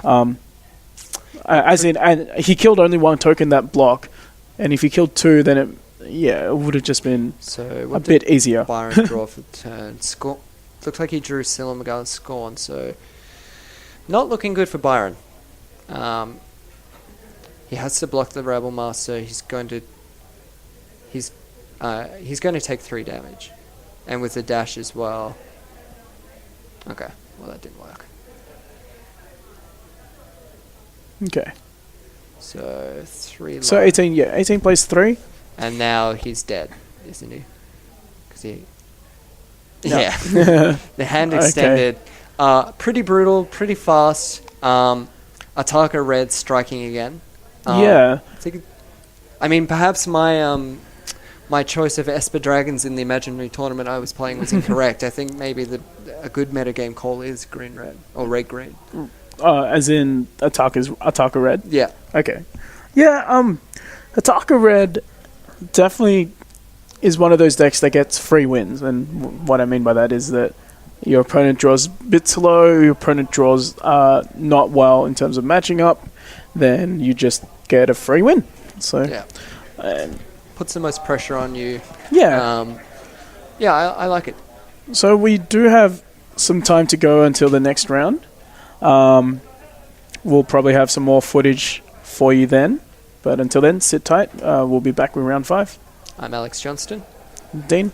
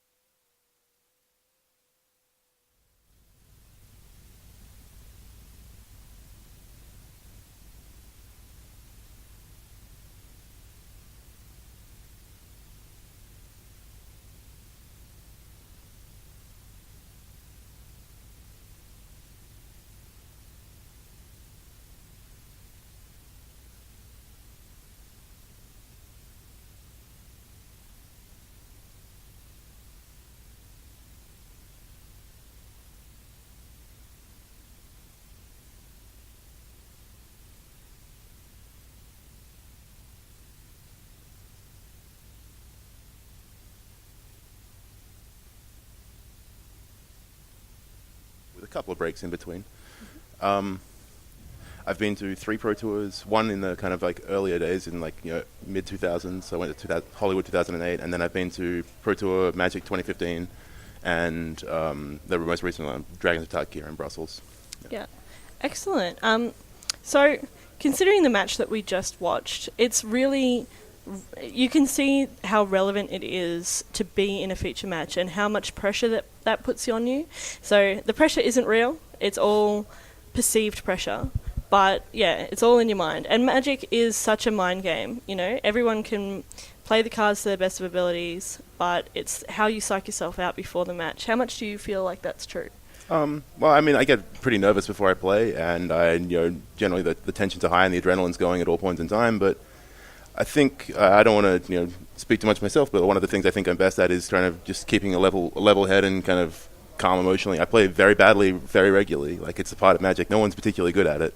Everyone's really awful all the time, and it's just minimizing those mistakes and kind of getting past the small ones you make or the big ones that you make, and kind of, preparing yourself for the next game or the next turn even, or even the next phase in that turn. You can play your combat step badly. I mean, I remember sitting at the Pro Tour like in last year and playing against Li Shijian, sitting next to Brian Kibler, and drawing like onboard lethal and goofing it because I just I got ahead of myself and I went to combat before I played my spell. Yeah. And Li Shijian sees my attack and thinks, he's like, what's going on here? And he figures out exactly what I have and that I've goofed it, and Kibler's watching me, and I kill him anyway, and I turn to Kibler, I'm like, that was embarrassing, and I'm like, sorry, Lee. And I picked it up and I played well in the next game and I beat him. And I mean, for me personally, someone who you've crushed regularly at competitive REL, I definitely think that that's true of what you said of yourself. You're very calm and collected, and you kind of stonewall your opponent. Sorry about that. No, that's fine. Yeah. It happens. But it's definitely really interesting. Do you feel more pressure when you're on camera? I've only been on camera a handful of times in my life. Grand Prix Melbourne Top 8 was kind of the big one that springs to mind. Yeah. No, I guess I don't. I guess I feel the same level of kind of baseline level of adrenaline regardless, and that's maybe that's fortunate for me. Yeah. One of the things that I found really interesting, and that I've talked to Luke Mulcahy, who was on one of our previous round coverage, about before, is the pressure to win versus the pressure to not lose. And how much that really influences your game, whether you really want to win because you want to win, or do you really want to win because you're trying desperately not to lose? I think that's I'm a little bit confused by the premise, in the sense that maybe I don't fully understand it. There's a pressure to win in the sense you want to do well and you want to prove yourself, for want of a better word, in the game. And then the pressure to not lose, I don't really see how that is. I can't see the difference between the two things in my mind. But can you elaborate a little bit further? So I feel like it definitely influences the lines that you take, whether you're trying to. It's not so much being aggressive or conservative as much as it's you are in your mind trying, not so much, you don't want to win for winning's sake, but you want to not look the fool, I suppose. Okay, all right. Like fancy play syndromes and playing ahead versus playing behind. Okay, yeah. All right. And so how do you kind of get out of that mind frame? Yeah. I think it's mostly about focusing on how you're going to win the game. That's the utmost thing. When you're ahead, you try to think about all the things that can take winning away from you, and so you play around what you can. And when you're behind, you figure out what exactly you need to have go right to let you take that tiny chance. Play to your outs. And then on the sense of trying not to look foolish, you just have to be okay with looking like a fool, because everyone looks like a fool every time, all the time. Everyone does it all the time, I'm sure. Yeah, I will do it before the end of the day. Yeah, you just have to be not afraid to, if you make a bad play, don't let that compound itself. Don't let that cascade into a series of bad decisions as you attempt to try and save face. I think it's definitely a mental strength. If you should have played your creature pre-combat and then you attack, don't not play your creature afterwards so you can pretend that you didn't draw it, so you don't look silly. Just go play it because it's the best thing to do. You need it in play. Yeah, that's definitely right. What do you feel like the future of your Magic career looks like? Oh, okay. So I recently kind of made a bit of a public post about this. Got 18 months left of money on my PhD, and that's very important to me, completing that. And Magic has historically been a kind of roadblock in the way of my actual life. So I spend more time thinking about Magic than I do about anything else. going to get a doctorate in chemistry and I know more about Magic than I do about chemistry. It's a bit of a sad realization. So I'm going to spend the next 18 months focusing on that, not trying to qualify for the Pro Tour anymore, not playing PDQs every weekend, or PPDQs every weekend, not traveling interstate and taking Mondays and Fridays off. So I'll be around. I'll be doing community stuff. I'll be hopefully doing stuff like this, I think. And well, we'd love to have you. This is something I actually really enjoy doing. So I'd be happy to come back and do stuff like this. And I'll be writing for our website, gasntg.com. There we go. I got a plug in. Yeah, that's good. And we'll be podcasting, and I'll generally just be around. Maybe I'll play a bit more FNM, because it's been a while. Yeah, excellent. And I mean, I think some of the recent instances in Magic, especially with what's been happening on the competitive level, people do need to remember that it is a game. Like, it's a competitive game with very high stakes, and some people do it professionally. But if you're not enjoying it, you maybe shouldn't be doing it. Yeah, that's true. Enjoyment is at the foremost, and whatever you get your enjoyment from is kind of up to you. That's why Magic's such a great game. That's it. And so many people. Some people enjoy winning. Some people enjoy brewing. Some people enjoy just playing with their friends. Exactly. And some people enjoy Commander for some reason.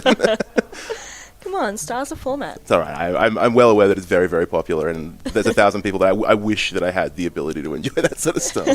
I feel like it's a fault of my own. It's definitely not. It depends. It always depends on who you're playing against. Yeah, exactly.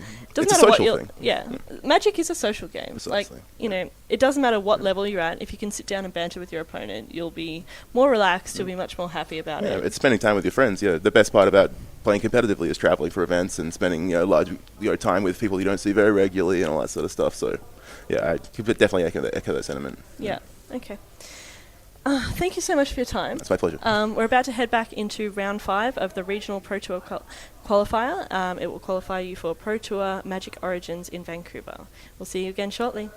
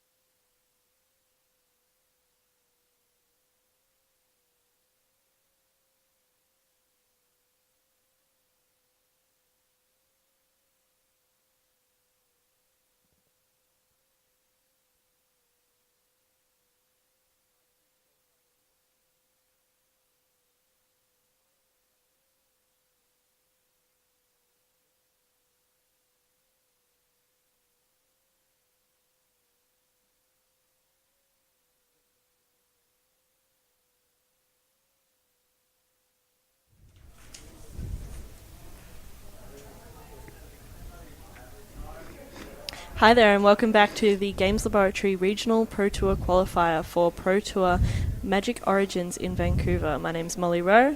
And my name is Brendan Charon. We're about to head into round 5 of this RPTQ. We're looking at a match between Dennis Chan and Ty Sowens. Ty Sowens did qualify here at Games Lab as well, which is really interesting. He looks to be on a red-green build. It looks to be aggro with Taka's commands as well. That's interesting because Dennis Chan is also on mono-red. He's also playing the one Immense. Has been called Immense Red recently, to some people's love or hate, but it should be an interesting match. Aggro versus aggro. Players are shuffling up at the moment.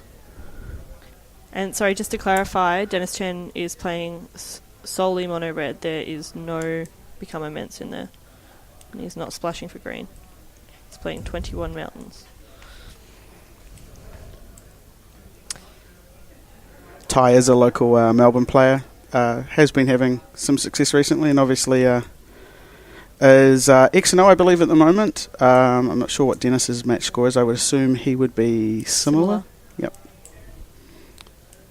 So this is going to be a very fast, very aggressive matchup, and it'll be interesting to see who takes the controlling role. So there we go, we saw a Wild Slash taking out the Foundry Seed Denizen from Ty, and he has brought in Dragon Fodder, taking a pain to do so. Foundry Street can really be, really push things aggressively in the red matchup, so... Especially if you can follow it up with multiple tokens. Exactly, and the more creatures the better. So Ty's definitely off to a nice start.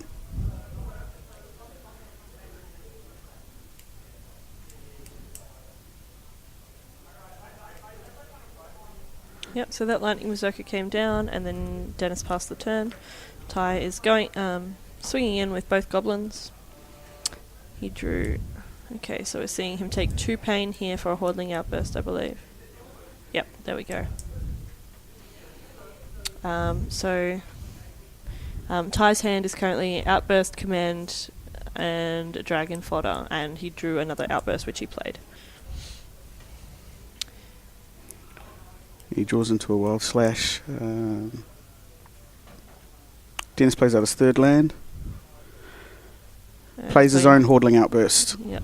The Battle of the Goblins here at Games Laboratory in Melbourne, Australia. Was going to use some the merchandising counters, but I think we've got some counters for him. They're coming in now. There we go. The Ewok-like goblin tokens. Oh, they're the cutest thing I've ever seen. Oh, they are delightful, aren't they? I just love that they've got cute little white eyebrows. So Ty swings in with all 5 goblins. I think it'll be likely that there's some trading going on here. Dennis is on the back foot and would probably like to preserve his life total at least somewhat. So Dennis takes 2 from the unblocked goblins.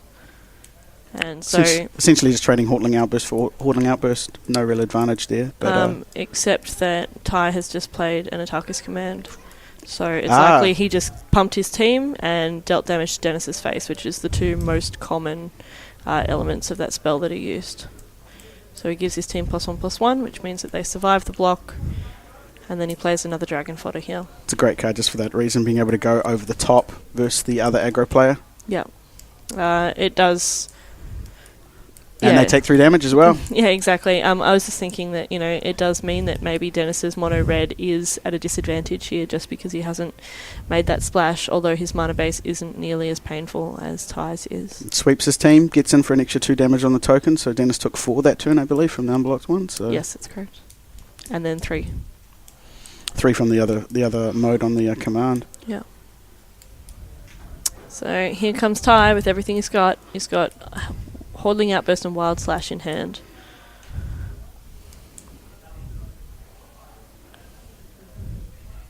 So Dennis is just sitting here praying that Ty doesn't have another Atarkus command, I think. So that happens. Dennis takes 5 and goes to 6. Yeah, that would have definitely been a blown up and would have just wrapped the game up there, I think. It would have, yes. Yeah. So here comes another Hordling Outburst. and Ty has the mana up for the Wild Slash should he need it next turn. Blistering fast pace here, as you'd expect with two decks built like this. Yep. The players are also playing very fast as well. Yeah. Yep, there we go. There's the scoop from Dennis. Sideboard options for both decks. I think because the decks are very similar, the sideboard options are going to be similar. Also, Ty does have access to the green splash.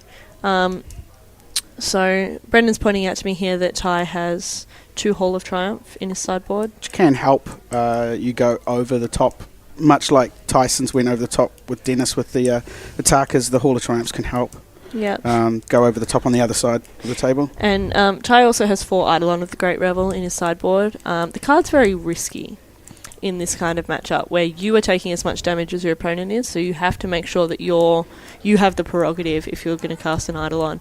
It's really quite interesting to see the comparison between the deck lists, because Dennis Chan is actually running 2 Eidolon of the Great Revel in his main deck, and the Hall of Triumph that Brendan just pointed out to me, there's the 2 of in Dennis Chan's deck in the main deck. Hall of Triumph can be good against the blue-black control. So, I mean, Eidolon is obviously in there for those sort of matchups as well. And it's a versatile card, but definitely it seems that Dennis's deck has got a little bit more main deck anti-control. Maybe that's what he thought was coming. He would be playing against a lot of today. Aggro's already got a great game against control, so I don't know how well that's played out for him, but it'll be interesting to find out maybe later. Yeah. So Ty is bringing in those Hall of Triumphs that we were discussing. So Hall of Triumph is when it enters the battlefield, it's 3-cost artifact. When it enters the battlefield, choose a colour. Creatures that you control of that colour get +1/+1. So yeah, Ty has brought in those Hall of Triumphs and taken out his Lightning Berserkers, and he's also brought in 2 Rabble Masters out of the board. It'd be interesting to see if Ty brings in the Destructive Revelry as well when he finds out that Dennis is playing the Hall of Triumph. So in terms of Dennis' sideboard, there's 4 Roast, 1 Magnetic Chasm, 2 Chandra Pyromaster, 2 Arc Lightning, 1 Hordling Outburst, 1 Goblin Heel Cutter, another 2 Eidolons, and 2 Searing Bloods. I think it'd be really interesting to see the Chandra in this matchup.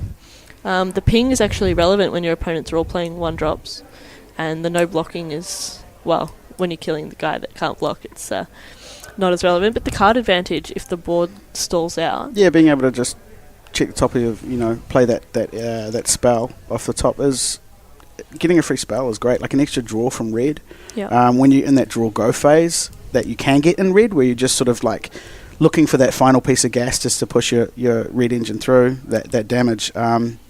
Chandra can be big. If the game goes that long, after the first game going quite quickly in Tyson's favour, a huge number of goblins on the table in the end, I think. I think we had 7 from count. 7. Yeah. Yep. They're both shuffling up. So yeah, I think it'd be really interesting to see if Dennis does bring in that Chandra. I think he might bring in possibly the Searing Bloods. Dennis obviously choosing to play this. I would assume so. Not a surprising decision.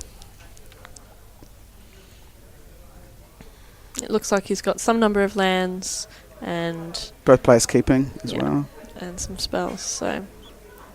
It's a good indication that you're going to keep your hand.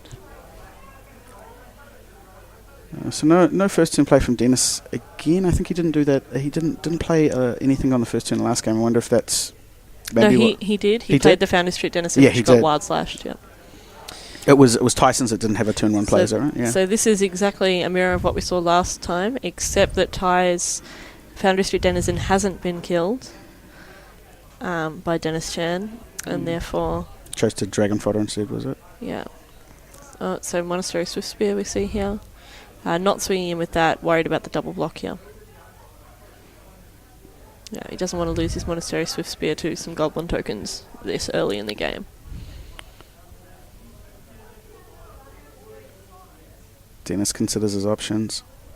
Yep, you can see the Hordling Outburst in the top of his hand there. He's also got another mountain.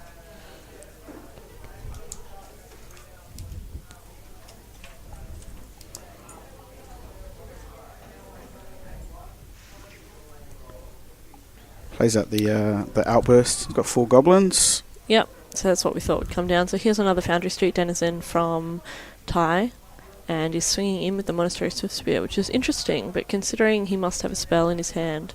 Okay, so he does have an Atarka's Command, which would mean that he could pump his guy, deal damage to a blocker, and also receive a prowess trigger, so it would most likely survive any blocks that could occur.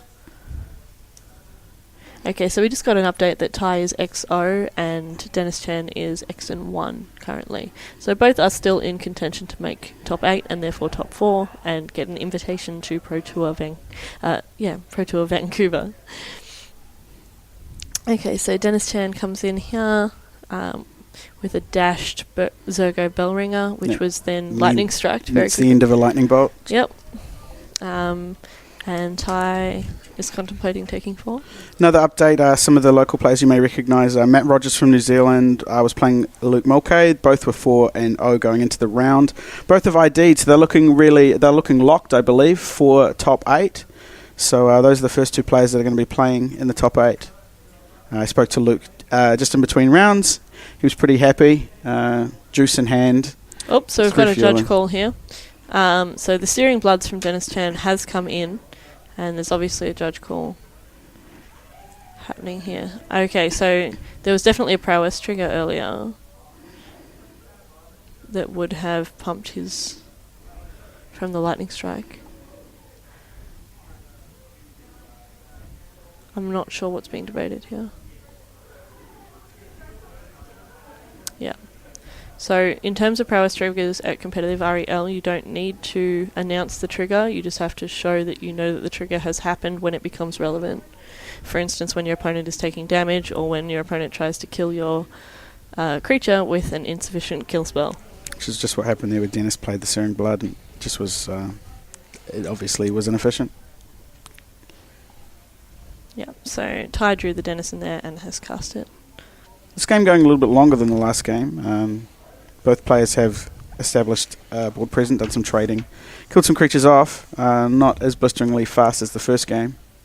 This one could go a little bit longer. You're talking about if Tyson's did bring the Chandra in, that might be an interesting long game plan.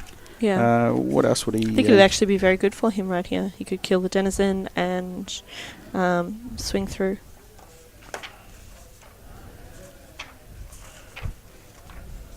To be an excellent draw. So we're seeing a Hordling Outburst here from Ty. Yep, going for more dragons. More goblins. It's really easy to say. It is. There's been a lot of dragons, obviously, recently in these matches. And it's been really interesting to watch from the Pro Tour, the number of dragons being played. I've really found that quite interesting, and it makes your choices that much more interesting. I would like to note that we are not doing a dragon counter here for our coverage today. We are not. We just don't have the technology to make that work. We can't count beyond we can't count three figures high, can we? Here, I'm not sure. So Dennis plays out. Looks like a fodder, I believe. Yep. So we are just clogging up the board here, which is what I said may happen. And I think if Dennis did bring in the Chandra, then he would want it now. And if he didn't, then he might consider doing it next game if he believes that it will play out similarly. Tyson's had double Stoke in hand, so he convoked that out. He still does lose the Swift Spear to the Lightning Strike, though. Now Dennis swings him with 3 goblins as well. Let's trade off. Tyson takes 2.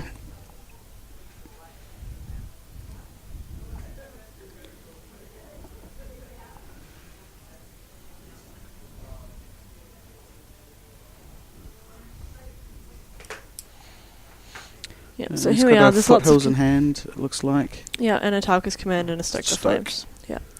So, it's considering everything, plays the land very quickly and then moves directly into combat. Play a land swing. So Dennis is considering the blocks here. He is aware that there is a potential blowout again from the same trick that happened last time. So it looks like Tyson's is popping the land. I assume he's going for frost, and we'll try to push some damage through with the command. So definitely. Pushes through 4 damage off the unblocked tokens. Does 3 with the command as the modes. Yep.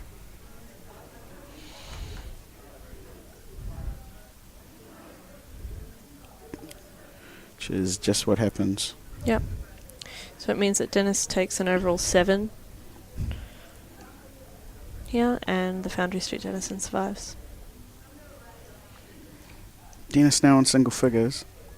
Untapping, he drew a mountain, and he currently has a... He's Kibble shuffling. Yeah. I think he's got 1 land in hand, I believe. Yeah, so he just drew the mountain, and he has something else in hand. I believe it's a removal spell.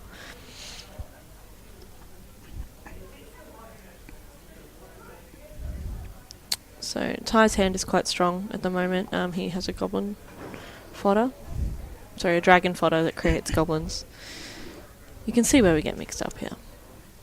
And so he's played that pre-combat to trigger the Foundry Street Denizen and is attacking for 5. I believe the last card in hand for Tyson is a Stoke as well. It is, yes. So he has the to mana cast that and with the convert. Yep. So depending on what happens, I don't think Dennis would. Dennis would not let it go through. But so Ty Sowens is actually representing the command. Additional Attackers command here, which didn't happen, and so Dennis Chan's block was actually very profitable for him. He did risk the blowout quite significantly there, though. Dennis does have a lightning strike in hand. Yeah.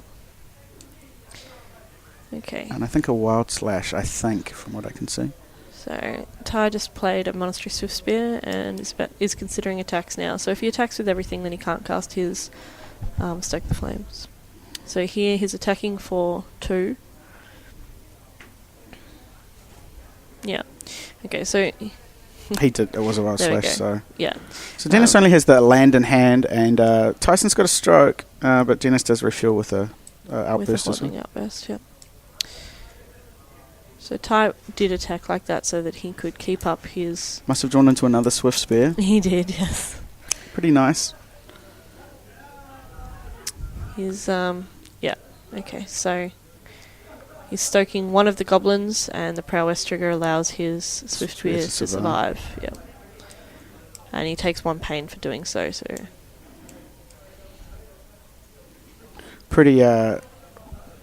A pretty quick block there from Dennis. Just shoved the tokens, and he knew what he was doing straight away. Yeah, and he's on 8, so he's running out of options considering he just played 2 removal spells last turn. Dennis drawing dead. He drew another mountain. Okay, and Rabblemaster just entered the battlefield, so I think this game might be over. It's looking pretty hard to get out of this one for Dennis. I mean, Dennis would love a Drown in Sorrows right now, but I don't think that's going to happen. No, he did cast a Wild Slash, taking out the Rabblemaster, but he's still going to take 3 and go to 2. Yeah, unless he draws into another... Yeah, exactly. Unless he had something that produced multiple blockers, he was going to die no matter what there. Deck's definitely capable of doing that, but Tyson takes that one out pretty convincingly there at 2-0. So, we just finished up with that match. It was very aggressive, it was very quick, and it just so happened that Ty was ahead in both matches and managed to maintain the prerogative there. Kept that gas flowing. So we're going to cut to a video. Just before that, we've got an update on the standings. So Ty is now first. With breakers of 55% and 12 points, followed by Luke Mulcahy, who we saw earlier, and Matthew Rogers in third. So that's Tyson's definitely locked now for top 8. Yeah. So Luke and Matthew and Ty should all be locked with the ability to ID into the top 8. We should have some more info going into the final round as results come in on who else it will be, so we'll be updating you then in the next round probably. Yeah, so we're about to cut to a video done by Games Plus regarding Conspiracy. And we'll see you again shortly for round 6. Hello and welcome to Planeswalker Plus. This week we are drafting Conspiracy. Tell us about Conspiracy. What is it? What does it do? So it's a draft format. It's Wizards' new multiplayer format. Every year for the last couple of years, Wizards have been bringing out a multiplayer product. This one's designed to be played rather than a regular draft, which we'll draft as 8, and then we'll play one-on-one matches. In this one, we're going to break into 2 pods of 4 and play all in. It's a bit of a brawl. So multiplayer, a lot of the cards care about how many opponents you have rather than the assumption that you're only going to be playing one person.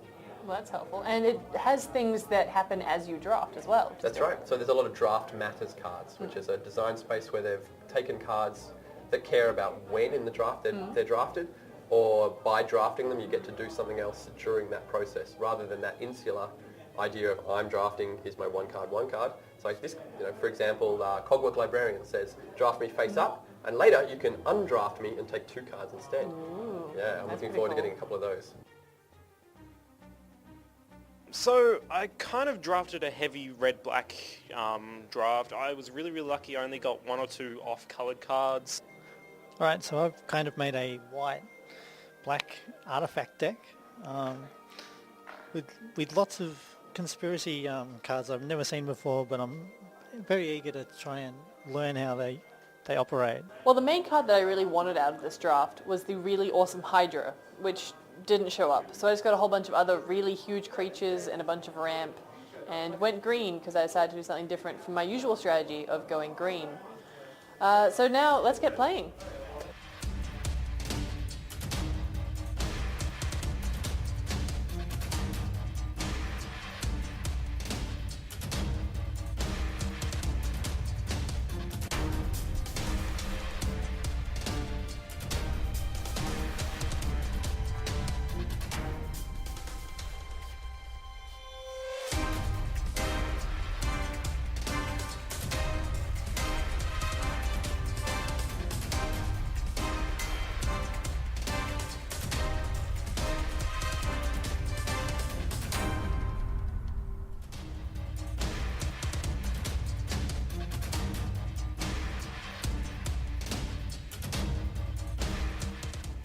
That was the game.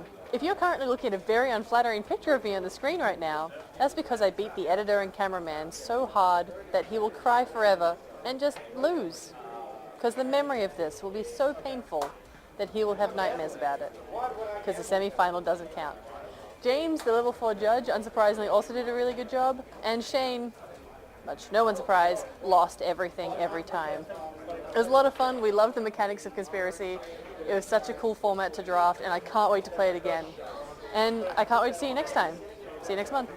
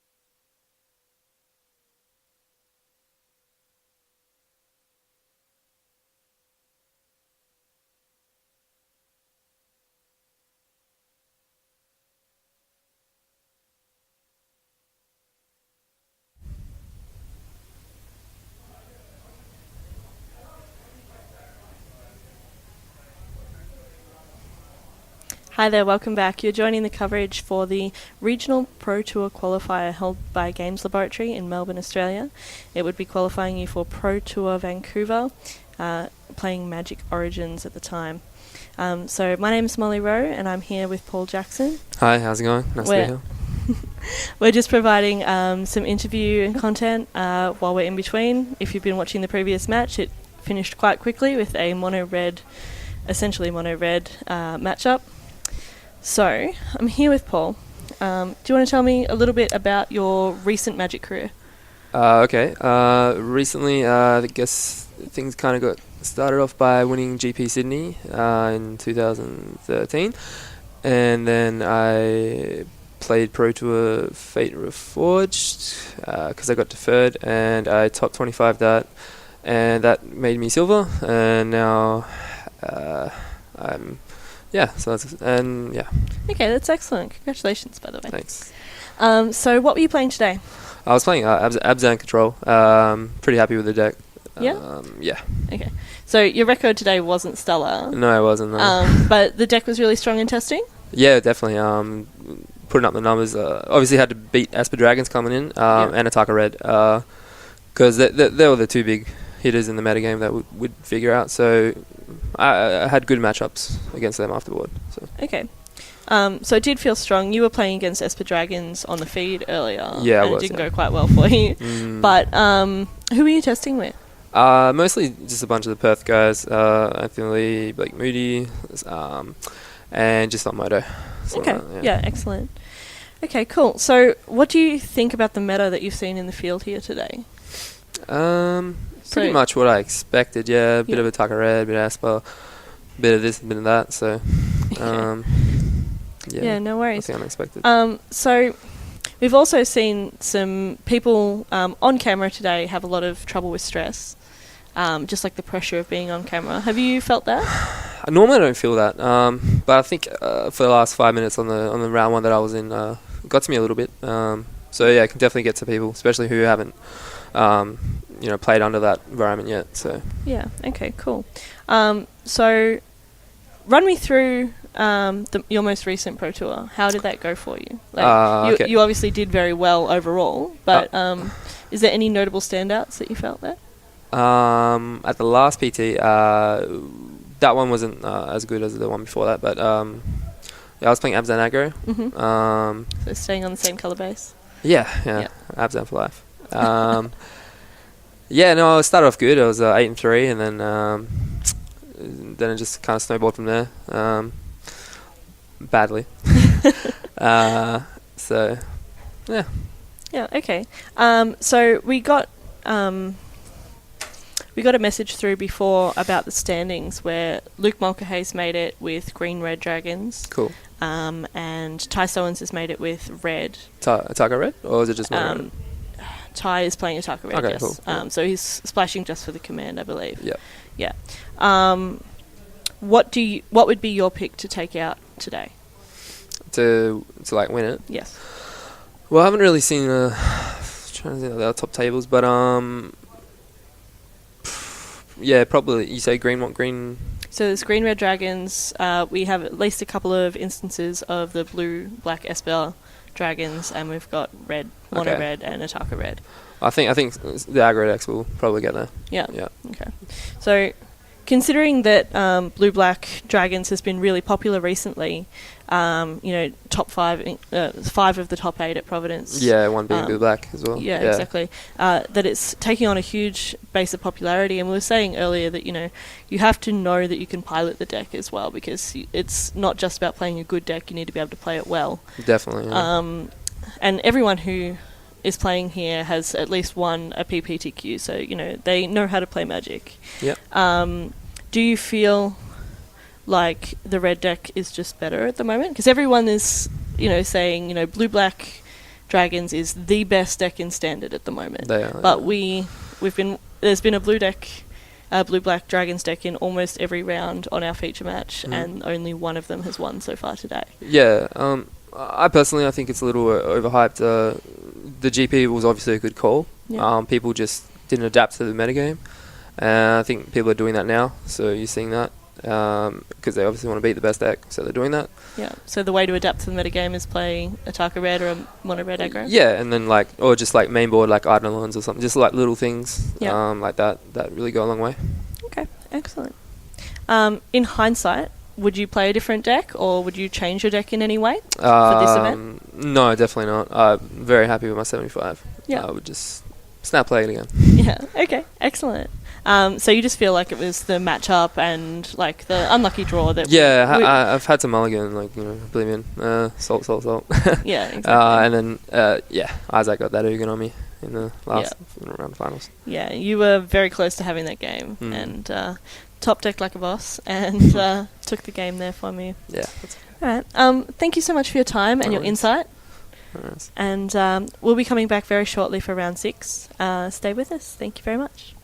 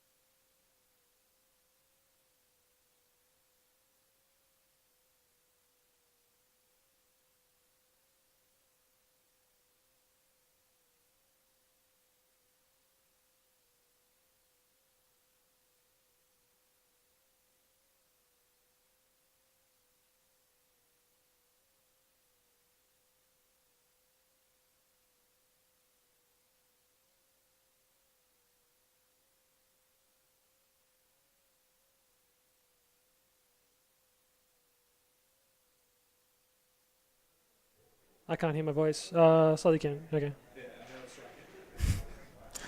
Hello, welcome. So we're coming into the last round of the Games Laboratory RPTQ. Interesting point here for this match. We've got Matthew Griffin versus Ben Johnston, and what they've actually decided to do is play it out instead of ID. So that helps us as coverage. Magic's a good game. Why not play it? Why show up to a tournament and not play Magic? Besides that, they do get to potentially knock each other out, I guess. I'm not sure if these two players also get to knock each other out of the tournament as well. Yeah, that's implied. All right, so we've come underway. So it looks like we've started off with a Temple of Silence here from Ben Johnston. Hand looks like Forest, Ultimate Price perhaps. And Ben is on the... he's on Abzan aggro. And so yeah, Plains, Siege Rhino, Ultimate Price, Urborg, and another Ultimate Price, I believe. Matt Griffin is on red-green aggro. Ataka's command aggro. Ultimate Price takes out the Denizen.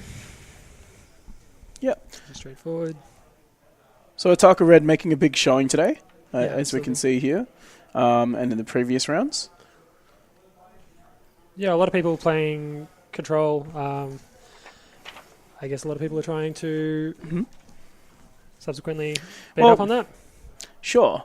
And then you do get the matchups here where you have the aggro decks bash each other, but I do believe the Abzan aggro deck is firmly the control in this matchup. Yeah, absolutely. Yeah. So, holding outburst from Ben there. Sorry, no. Yeah, I think the names are... Yeah, the names switched. are backwards, unfortunately. We'll get that fixed up. So Siege Runner comes down for Ben. That's definitely going to be pretty huge in this matchup. He's going to obviously be very happy with that. 4/5 Lightning Helix. Lightning Helix, yeah. Oh my god, it's Siege Runner. Yeah. I don't know. People don't seem to like that card, so I don't think that meme is going to come into effect here. What card? Siege Runner or Lightning Helix? Siege Runner. Both? People like both of those cards. Sure. You reckon? Yeah, absolutely. Well, I do. Okay. I'm people. One Lightning Helix and a Wild Slash. Yeah, sure. Siege Rhino's out of there. Ben has another one to follow up, though, with, and Matt swings in. So I think that's a command for Ben, is it? Yep. Not very good with fattening creatures on the board. Yeah. Urborg. Yeah, another Siege Rhino. Siege Rhinos hunt in packs, for those who do not know. I heard, what's a Crash of Rhinos? Yeah, that's a magic card. Yeah, I think that's where we've learned most of our vocabulary. If you have 3 Siege Rhinos in play, you can sacrifice them and search your library for a herd of a Crash of Rhinos. Is that correct? No, incorrect. Okay, so Ben's hand seems to have another Holding Outburst in it, a Lightning Strike. Yeah, a Rabble Master as well, is it? And a Rabble Master. Not too shabby. I think there's a Become Immense in there too. I'll just check his list. That's right. So it lets him... okay. Yeah, Matt's list is pretty much stock standard stock standard Martin Dang's list, including the split between Lightning Berserker and Frenzy Goblin, which I did read that Martin didn't like Frenzy Goblin there, but who knows? Might work out today for Matt. Well, it's worked out so far. Yeah, it's certainly worked out so far.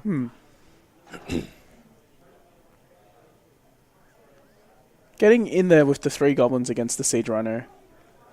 And Ben being on quite a bit of life just takes the 3. Doesn't really want to risk it. Yeah. Could need another Stoke the Flame there. Or it's fair enough. Foundry Street from Matt. And passes the turn. And draws an Anafenza, I think, if that's correct. Cool. So. Okay. So, yep. Anafenza from Ben.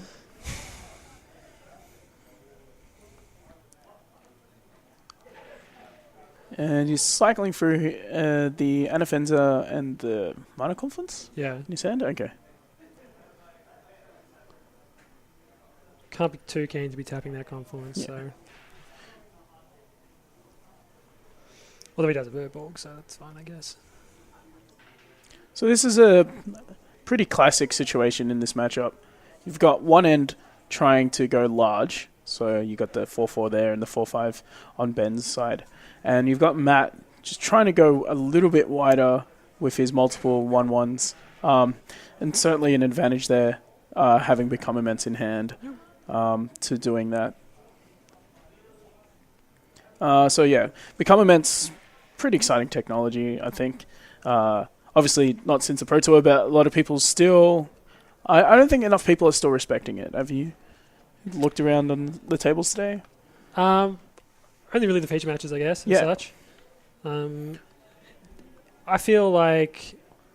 Was it Dom that we had earlier? Yeah. His opponent seemed to be quite a little bit. Yep. Okay. So...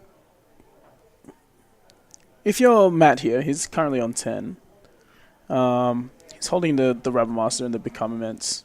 What do you think is... Well, okay. There we go. Yeah, he's just attacking there. Cool. Is he going to take out the Anafenza with his Become Immense, you think? It wouldn't surprise me at all. Mm-hmm. But, I mean, he's only running the one of... he is going to get run over by these two. Sure, so take 3. Fairly quickly, though. There we go. Lightning Strike is the other option there. I guess saving the Become Immense for a bunch of damage. Yeah. Yep, so... There we go.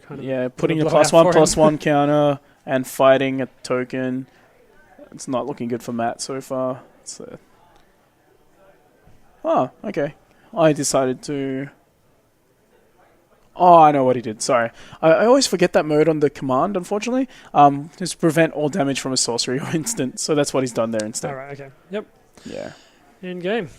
So what can we expect from sideboard for these guys? So, yeah, Matt's sideboard is... Matt's sideboard is pretty stock standard. He's running the 4 Eidolon again, 1 Goblin Heel Cutter, 2 Scouring Sands, 2 Hall of Triumph, Roast, Rabble Master, Harness by Force. Yep. And what are you expecting him to bring in?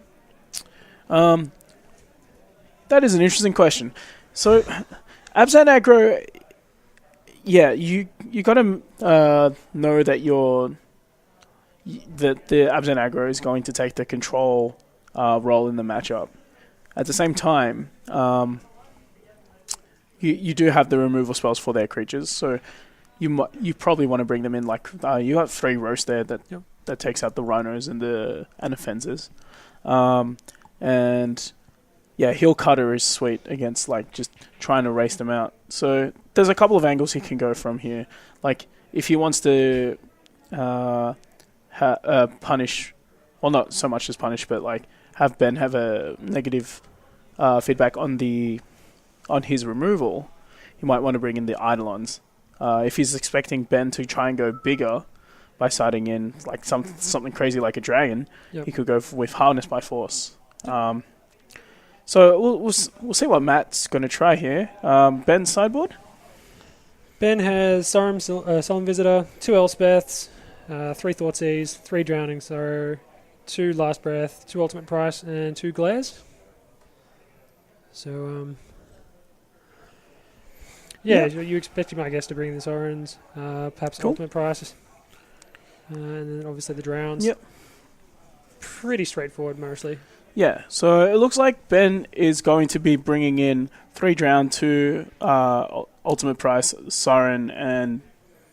Sorry. Oh, no, 2 Last Breath? 2 Last Breath, a Siren, and Ultimate Price. Last Breath, pretty interesting. Yeah. So Matt's offered the ID. Ben says no, that they'll play. So, yeah. Good stuff. Warriors. Well, Ben especially, he's a game down. Yep. So, that's pretty sweet. Wild/out for a Become Immense. for Matt so far. So while these guys are sideboarding, you might have noticed our playmats there, our Games Lab playmats. They're they're designed, unique and commissioned by Veronique Maynard, and they're available on our website. You might remember from the Zendikar lands? Yeah, Zendikar lands, quite a few other cards. I really like his style, very ethereal. Yep. So they're available on the Games Laboratory website, so www.gameslaboratory.com.au. I believe they are $20 plus shipping anywhere in the world. So, even Antarctica? Sure. If they've got a post office there, right? Scientists need to play Magic too. Okay. Yeah. Oh, what else do you do there? Like you have like 6 months of like hang out with where you can't physically go out, right? Like you can't physically. With that attitude, maybe, but no, as in like sometimes it gets so cold there that you've like you're not allowed to go out. Antarctica? I mean, colder. The coldest to the millionth power. The coldest. Okay, so looks like Eidolon, Denizen, Wild Slash out. Okay, so he didn't side in the Eidolon. So it looks like it's just confused our coverage guys there. In that they Matt put in the whole 15 and took some stuff out. So we'll see how this goes. Good on Matt for offering his opponent the ID, even though he's a game up. But also, on the same token, good on Ben just wanting to fight on through, Absolutely. even though he's a game down. So, yeah, it's awesome. We'll get the score fixed there because I believe it should be switched around. No, oh wait, no, that's right. That's right. Oh, sorry. Oh, so Ben's the game up. Yeah. Sorry, I'm confusing the names. You're just distracted by the idea of Antarctica, aren't you? Yeah. It's penguins are awesome. You heard it here first, guys. Well, that Star City Penguins tokens, gas. And playmats. Yeah, but I mean, maybe one day Games Lab will commission Veronique to do a penguin playmat. How cool would that be? Like a ethereal abstract penguin in a playmat? Yeah. Yeah. Kind of like all right, vibrant. So, back to the game. Back to the game. So Ben looks like he's drawn Dranosaur, Death Dealer, I think Urborg, Siege Rhino there. I think he's pretty happy with his hand. Yeah. Well, I think he should be pretty happy with his hand. Matt already going to 6. Probably just no lands. Yeah, Ben's got to be feeling pretty good here.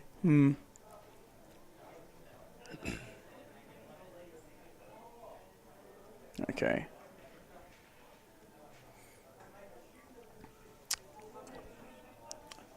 How often do you just want to bash? Look, you're playing up for a pretty good prize. I can't fault anyone for wanting to ID. Yeah, I agree. Like I remember the old PTQ days, it's always the there's only you're playing for one prize, and like even though there's 4 people that can get it today, there's still only one prize. As many boosters as Wizards is providing this event. There's also it's a small consolation, I think. The pride of a match win, though, man. That's a prize in itself. Maybe Ben just wants this matchup out of the top 8. Not quite sure. Or, maybe Ben, as we said, just likes playing good Magic.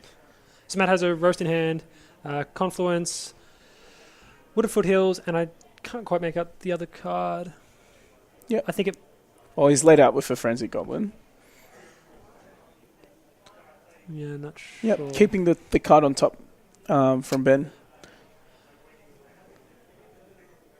Oh, Hall of Triumph, I think. Is that... Mm-hmm. Yep. Okay, sorry, yeah.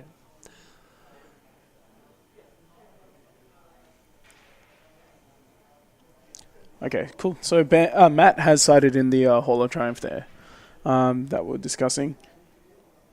So again, recognizing that the Absan deck, even though it is aggro, is going to be taking the control route. So maximizing each of his threats, his 1/1s, and providing a boost to his Goblin Rabble Master, which which just works quite well in tandem. Yeah, it means subsequently some things just don't get blown out by Tyrannosaur as much. So Ben drew an Ultimate Price, played Temple. So Ultimate Price going to be a good one here, seeing as Matt's holding the Rabble Master.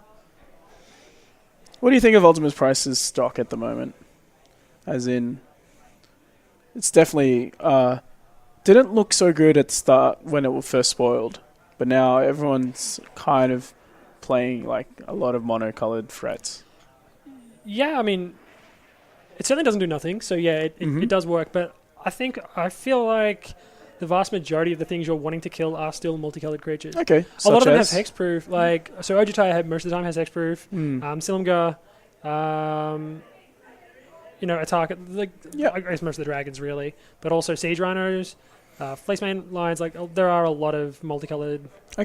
Creatures. That's fair. And I think that in general, the probably larger threats and biggest threats in the format. Okay. Well, I mean, Rabble Master. I feel like every time someone the format sleeps on Rabble Master, it comes back in a big way.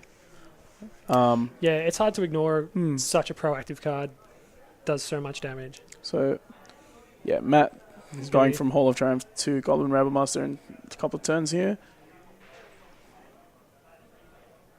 Last breath. Reading, 4 life. Not a legal target anymore. That's right. Hall of Triumph is out. So instead... So I think they're calling Judge. Yeah, of course.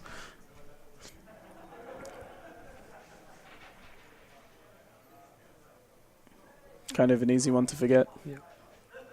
So back to hand. Cool.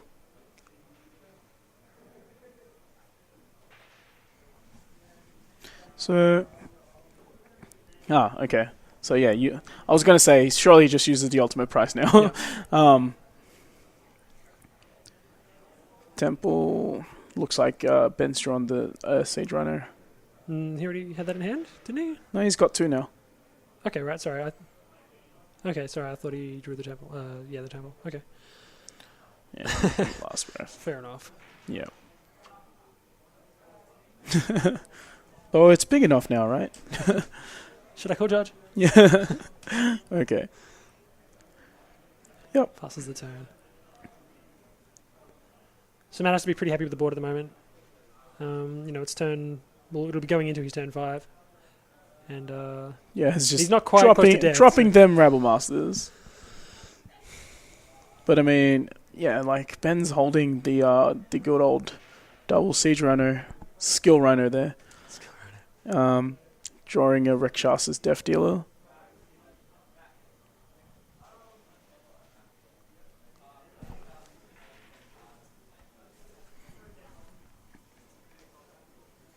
Cool. Rhino comes down. Life totals are definitely not in the direction that Matt wants them to be in at the moment, especially this late in the game. Well, this deck is actually a lot more resilient in the late game than people give it credit for. Especially, obviously, draw and pilot dependent. Yeah. But Matt's gotten this far. Hall of Triumph definitely does that as well. Yeah, definitely. Exactly. You have Rabble Master as well. And Hall of Triumph makes makes your holding outbursts and dragon fodders are real threats, and it's usually untouchable in Smash Up too. So if that Hall of Triumph is probably sticking around. Roast comes down and takes care of the Rhino. And cleared the way. Rabble, rabble, rabble. And that's the other advantage of Hall of Triumph here. It means that once you do clear the big blockers, you haven't wasted... you're just reducing their clock, right? So you reduce their clock, and it means that you don't have to have as much removal. Okay, they go into game 3 now. I always find that really confusing. Because they did the handshake? Yeah, sure. People do that. When I see people do that... What? Oh, they must have... They decided to ID now. Okay. Okay, right. Sure. I find Okay. that more confusing than... No, because Ben's bravado has disappeared. Well, good on them. They've gotten this far. Yeah, like, very reasonable. And we're So, back. if that game went to game 3, Who do we like? yeah, who do you like? Absen. Ben for sure. Yeah, I definitely think so. Okay. I think I would rather just know that I'm in the top 8 than not know that I'm in the top 8. Sure. Like, I'd rather just ID than just... Yeah, it was Right. interesting to me that I'm a coward, so... you know, Ben really just wanted to fight it out there. I wonder what he was aiming for. We Maybe might he wanted be to able to get him in. gain some information about Matt that he didn't already have. Sure. Matt as a player, I don't know. Perhaps. Okay, yeah, no, that's fair. Yeah, you can't really fault people for wanting to ID into, like, as I said, it's a great prize getting into the Pro Tour. Absolutely. Yeah, it's just one of those things. That's what everyone's here for today. Yeah, exactly. So we're gonna see if we can get another interview for you guys to fill in the time there until the top 8. We'll update you on the top 8, what it's looking like at the moment. So just one moment. So, sorry, just getting So a what do we know message. that we have in the top 8? So Ty from last round, I should imagine... Mhm. Well, not should imagine. He's in with Moderate. Sorry. For Attacker Red. Yep. We've now got Matt in as well. Ben in with Absen. Who else? Luke. So, yeah, we've got Ty Soens, Luke Mulcahy, Matthew Rogers. They're locked. And now that we know that Matt Griffin and Ben Johnston have ID'd themselves in at 13 points apiece. So a lot of red. Not much control. Sorry? Not much control from what we can say. Not much control. Esper Dragons was a known quantity going in today. We did see a lot of it. Yeah. So up until this round, I think Yeah. every round... No, so last round we had a mono red mirror. Kind Correct. of. But the 4 before that were all featured Esper Dragons. Mm. There's definitely a lot in the room today. Yeah, so yeah, it had a... So in terms of their decks, so we know that Luke's on red-green dragons. We've got, obviously, Ben Johnson on Abzan aggro. So Matt and Ty both on red-green. Oh, mono red. Mono red Attackers Command, Yep. I'm not sure what Matthew Rogers is on. We'll get that information. So why do we think that we aren't seeing the control decks at the top of the standings at the moment? Well, as I said, Esper Dragons was a known quantity going in. So I don't think a lot of... Like, on the surface, a lot of people thought that the red-green matchup isn't that good. Like, the thing is you're playing such big threats that even if they do deal with it, you've done like 8 damage with Hataka, for example. Sometimes, like, if they don't deal with it by the time you get to untap, you're going to deal 8 damage. And then by the next time you play your other threat, you're just piling on so much damage that even though they can answer it, it's much too late. Yeah, and I guess the hyper aggressive decks, like the mono red decks, they're going to really punish the people that are kind of messing around with their mana base and aren't curving out. Like Attacker Red really is happy to see it first turn Temple of Deceit, for example. Yeah, absolutely. Yeah. So Drown and Sorrow is is a very large problem for them. But yeah, if they're not playing it on turn 3 and they're not able to play it until turn 4 or so. That's the other thing. A lot of people overestimate Drown in Sorrow. So with Mono Red, what you get with that deck is access to dash creatures as well. So again, that's another angle of attack that Mono Red, and they're announcing the top 8 now. Okay. So we'll come back we're with gonna that. go have a little break. We'll come back. We'll come back with your top 8. With the top 8. Cheers, guys. Thank you. Thank you.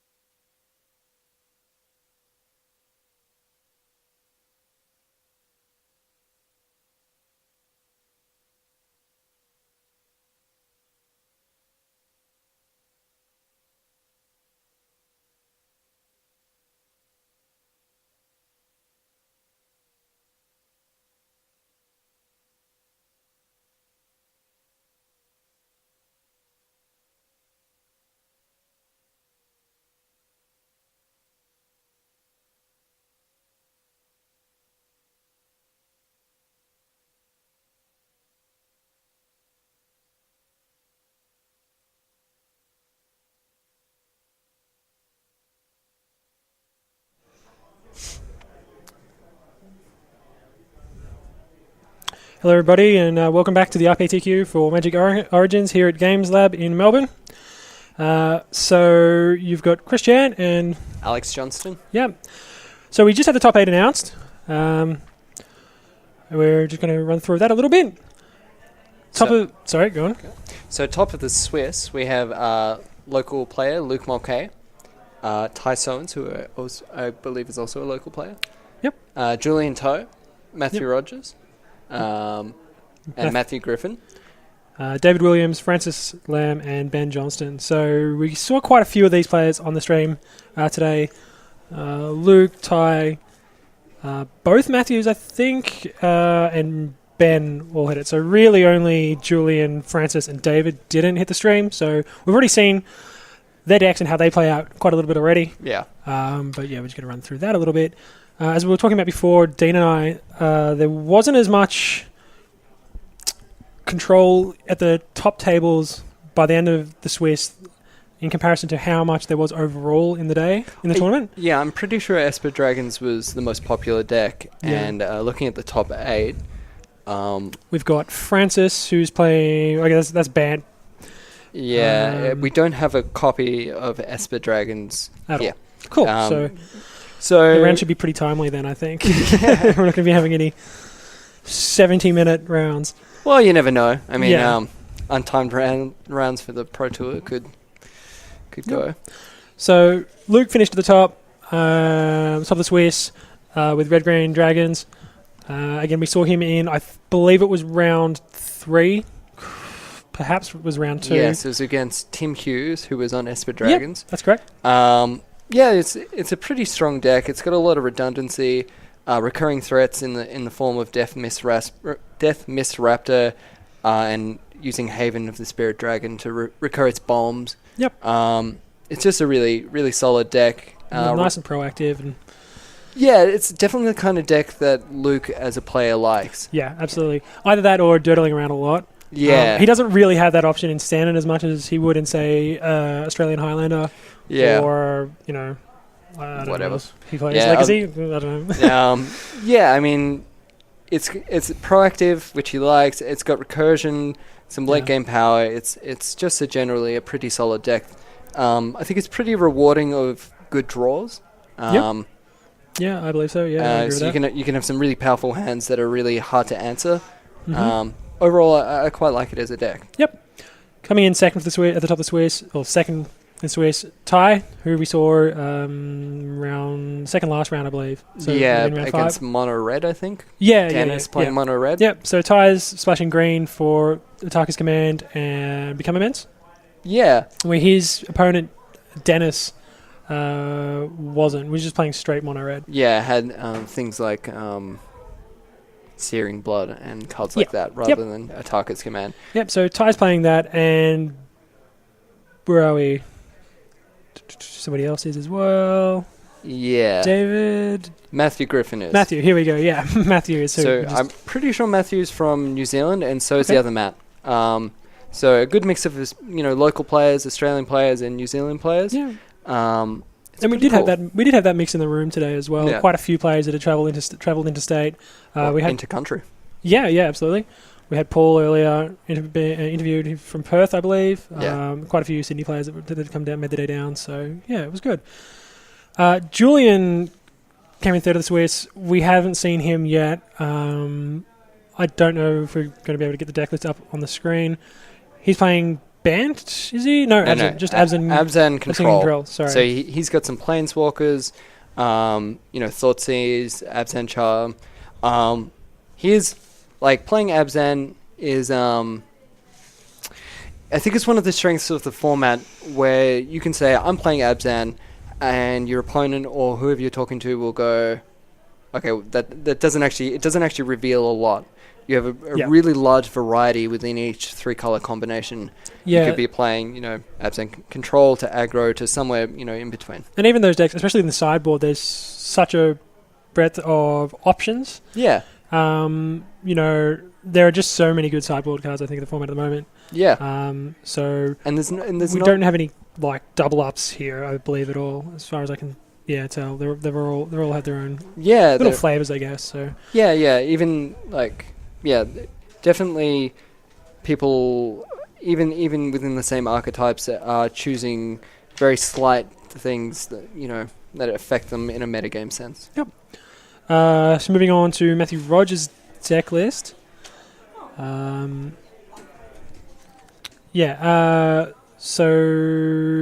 we have. Yeah. So he's playing green-white. Is it just green-white? Yeah, it's okay. just green-white. It has mana confluence. It's just green-white. So he's a sort of an aggro, mid-rangey kind of deck. Some ramps, some good creatures, really efficient. I think he's the only one playing straight green-white in the top 8. Yep. Green-white was certainly more popular before Dragons of Tarkir. There was quite a few green-white decks running around at that stage. Yep. It's pretty good.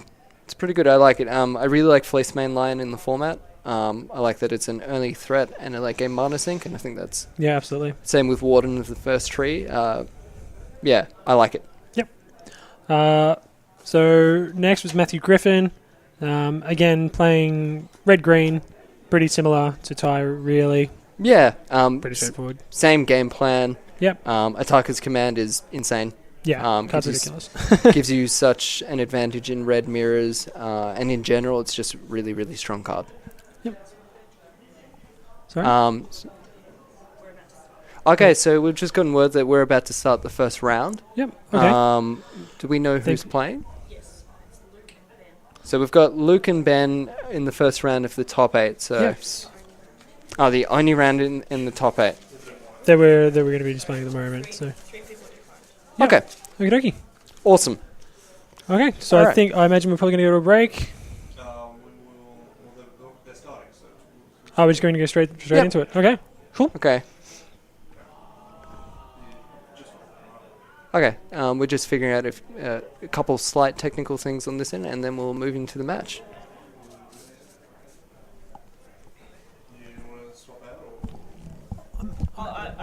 Do you want to do it? Sorry, I just did it just then.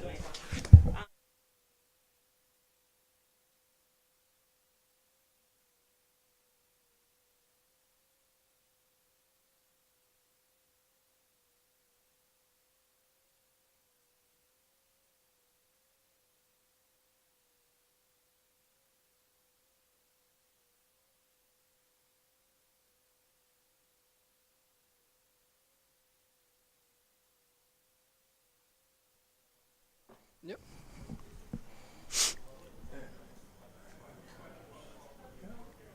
Hi there and welcome back. You are joining us for the top 8 of the Regional Pro Tour qualifier hosted by Games Laboratory. So the winner of this match will get an invitation to Pro Tour Magic Origins in Vancouver. Yeah, so it's a little bit different from your typical top 8 in that it's not so much a top 8 as... fight for top 4? Yeah, 4 finals, basically. Each winner gets an invite in this tournament. So it's pretty high stakes, high intensity, and a lot of fun. So it looks like we're in the game already. Okay, so we're watching the match between Ben Johnson and Luke Mulcahy. Luke's playing Red-Green Dragons, as we'd seen earlier. Or Team of Dragons, I suppose. And my apologies. Ben is playing Abzan... Aggro. Aggro, yeah. So we can see that Ben had an early Warden of the First Tree and is coming in now.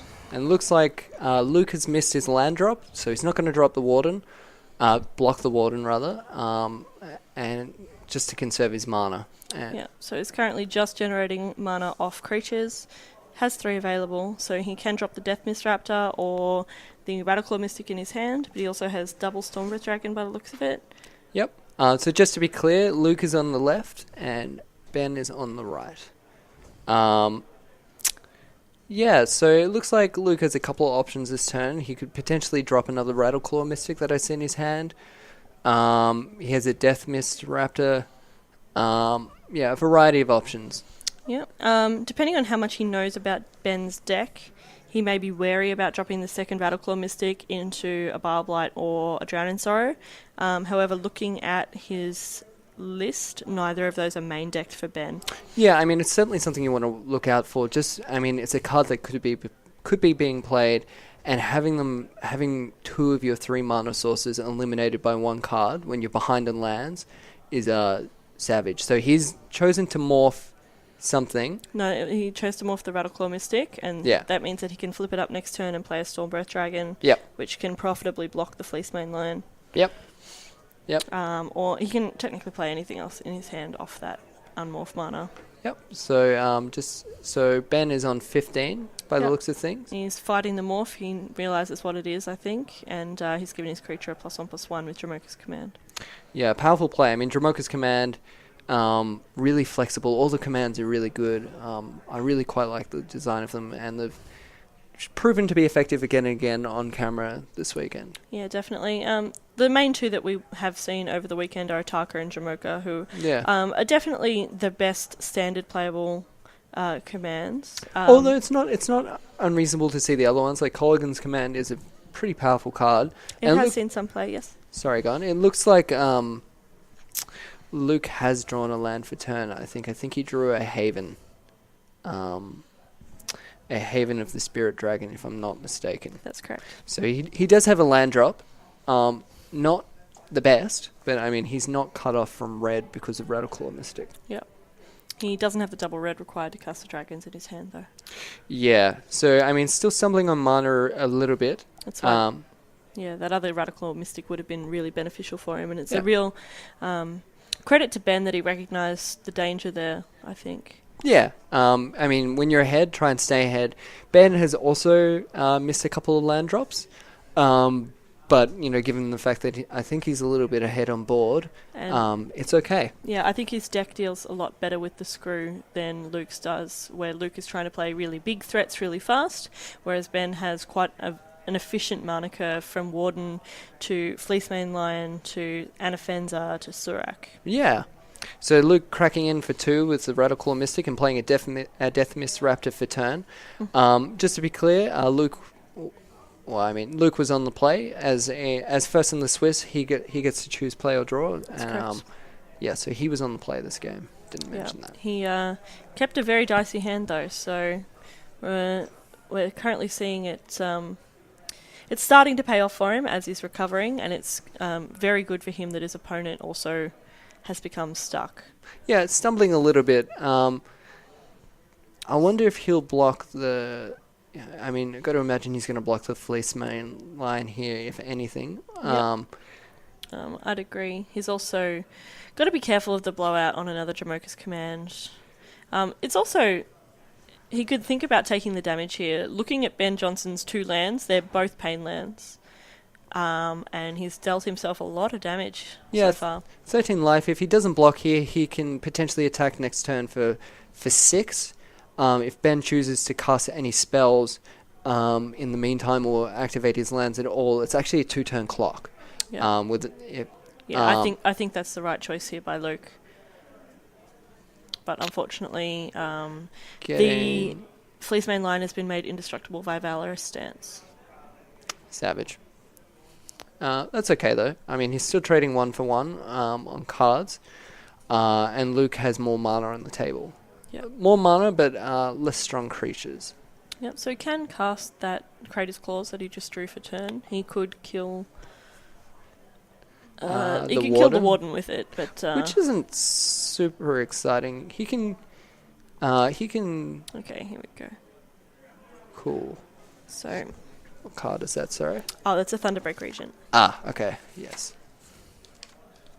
So, Haven of the Spirit Dragon allows you to tap to add 1 mana of any colour to cast a dragon spell, which is how he managed to cast that with only a single permanent red source. So. Okay, that makes sense. Yeah, I had forgotten about that little bit of text on Haven. It's proving again and again to be an incredibly powerful card in the standard format. Recursion, mana fixing, just great. Yeah. Really, really strong. I do agree. It was quite funny, you know, people were passing it over in Limited for a long time thinking it was, in Limited it is quite worthless, but, not seeing it as a real playable rare. Yeah. So we see Ben coming in aggressively again. So Ben in hand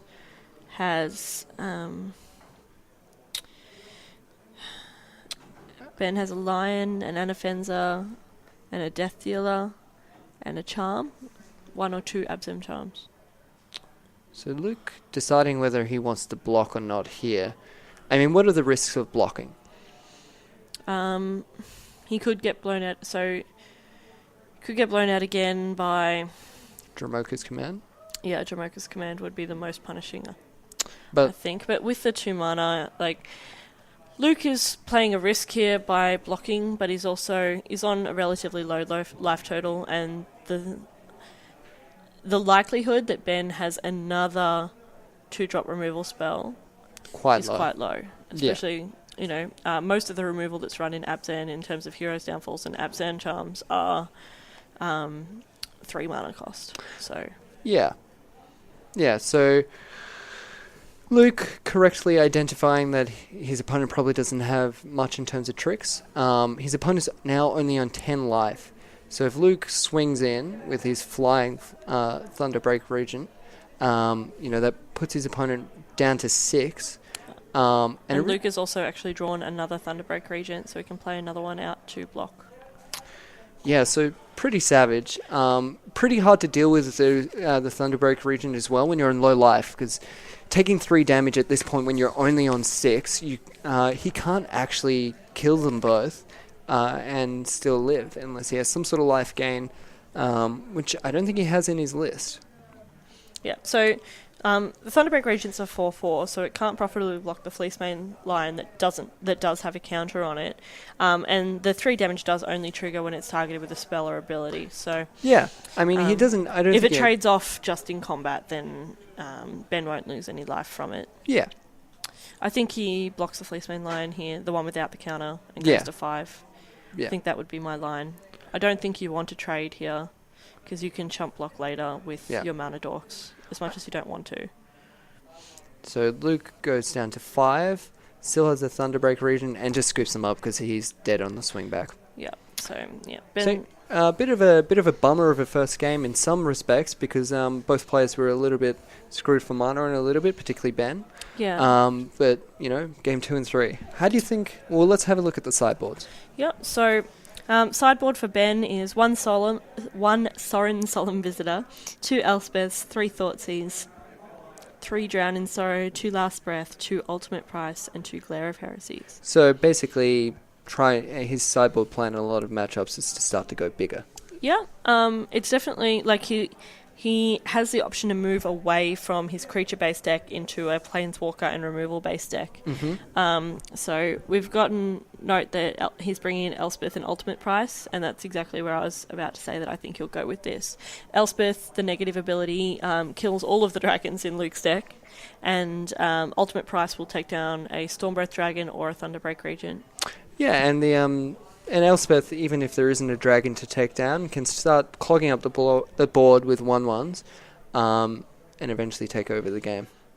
Yeah, so Luke is taking out his Crater's Claws and bringing in Roasts to deal with Ben's ground creatures. I really quite like that. Like, Roast basically deals with every threat that Ben can bring to the table in a more mana-efficient way than Crater's Claws. I think Crater's Claws shines in matchups where you have time to potentially, swing for however much and finish the game with, X being 4 or something like that. Yeah, I completely agree.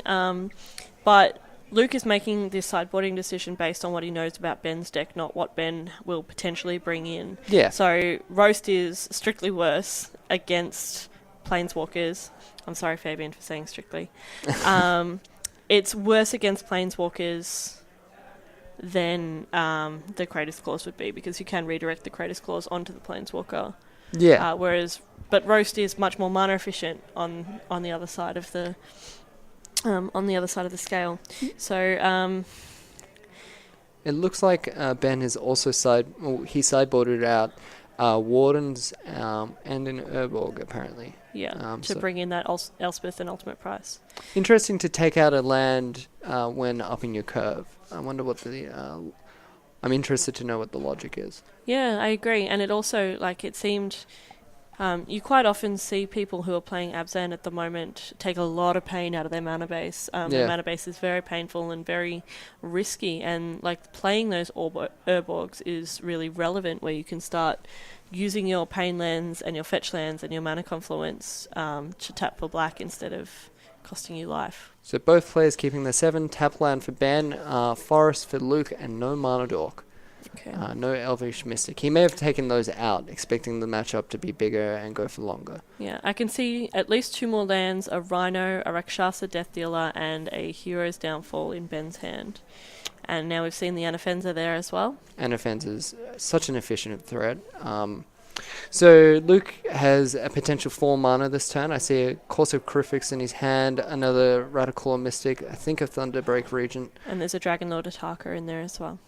Quite powerful cards. I mean, he has a variety of options here. He also has the... Death Mist Raptor, I think. This Gale Guard. Oh, okay. That's the full art card on the rightmost of the hand. Mm-hmm. So he can play it for 2, it costs 2 green, and if he reveals a dragon from his hand, he gets +1/+1. Quite a strong card in this deck. Yeah. And a pretty cool looking promo as well. Yeah, it was excellent. It was from Game Day. Yeah. So Luke mulling over his turn. Sorry. Luke is quite a deliberate player, and the stakes are quite high here, so he's just sort of considering the best option. Anafenza as a 4/4 does present quite an efficient threat very quickly. And I feel like that's the strength of Abzan. Efficient threats, if their mana base doesn't cause them too much trouble, I feel like they can really just power into the game. Yeah. We know that Ben has at least 1 more land in his hand and a Siege Rhino as well. So he's going to start laying out those threats in the next turn. Yeah, that's a pretty brutal follow-up. I just want to comment on one moment. Ben's basic lands are really nice. So Corsair of Crucifix, the play for Luke. Revealing a Dragon Lord Ataka. Going up to 21 after playing his Forest and the Corsair triggering. Corsair's an interesting play. When left when left unanswered, it just has the potential to take over the game. Yeah, it definitely... It doesn't itself take over the game, but it allows you to. It provides you with card advantage, it provides you with mana surety, and it also gives you an opportunity to sequence your draws better. So it's overall very powerful in this format. So Siege Rhino coming down for Ben, draining for 3. That's a really, it's a combination of... we can see the gas that Luke's drawing here as well, sorry. Yeah. But unfortunately without the mana to play it again, so... yeah, it looks like... I'm not sure that Luke has an efficient answer for this Rhino. He's missing his land drop, which is somewhat unfortunate for him. He can, however, cast the Thunderbreak Regent in his hand off the Radical Mystic and the Haven. He could potentially double block the Rhino, but that sort of leaves him open to removal.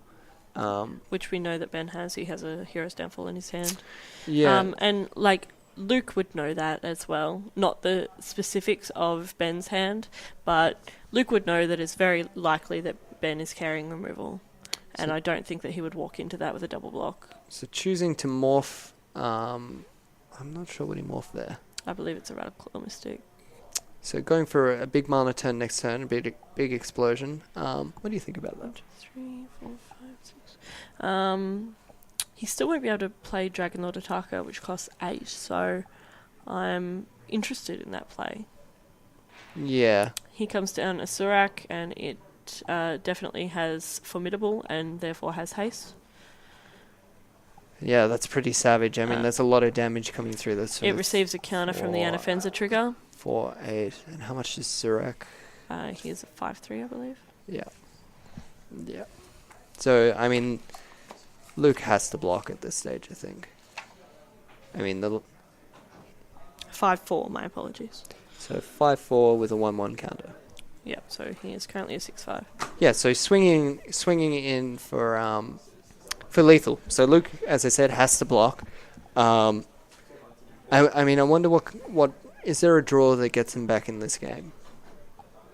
He's not running any board wipes, so honestly, I don't believe so. Yeah, 23 life is a very large hurdle to overcome. Maybe some combination of removal and blockers over time. And I mean, he can block. It's difficult because you can't chump block the Rhino, and we'll be taking at least 3 this turn. Yeah, so he could chump block Surak, and then take 8. Or he could potentially double block something, maybe.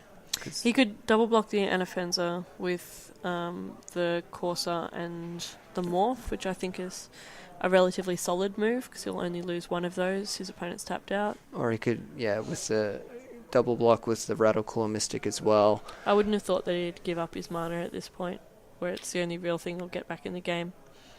Yeah. He's taking 10 here. It's a very risky play. Yeah, I think double blocking is correct. I definitely agree. So he loses the Corsair. I think I'm just wondering whether he should have also chump blocked.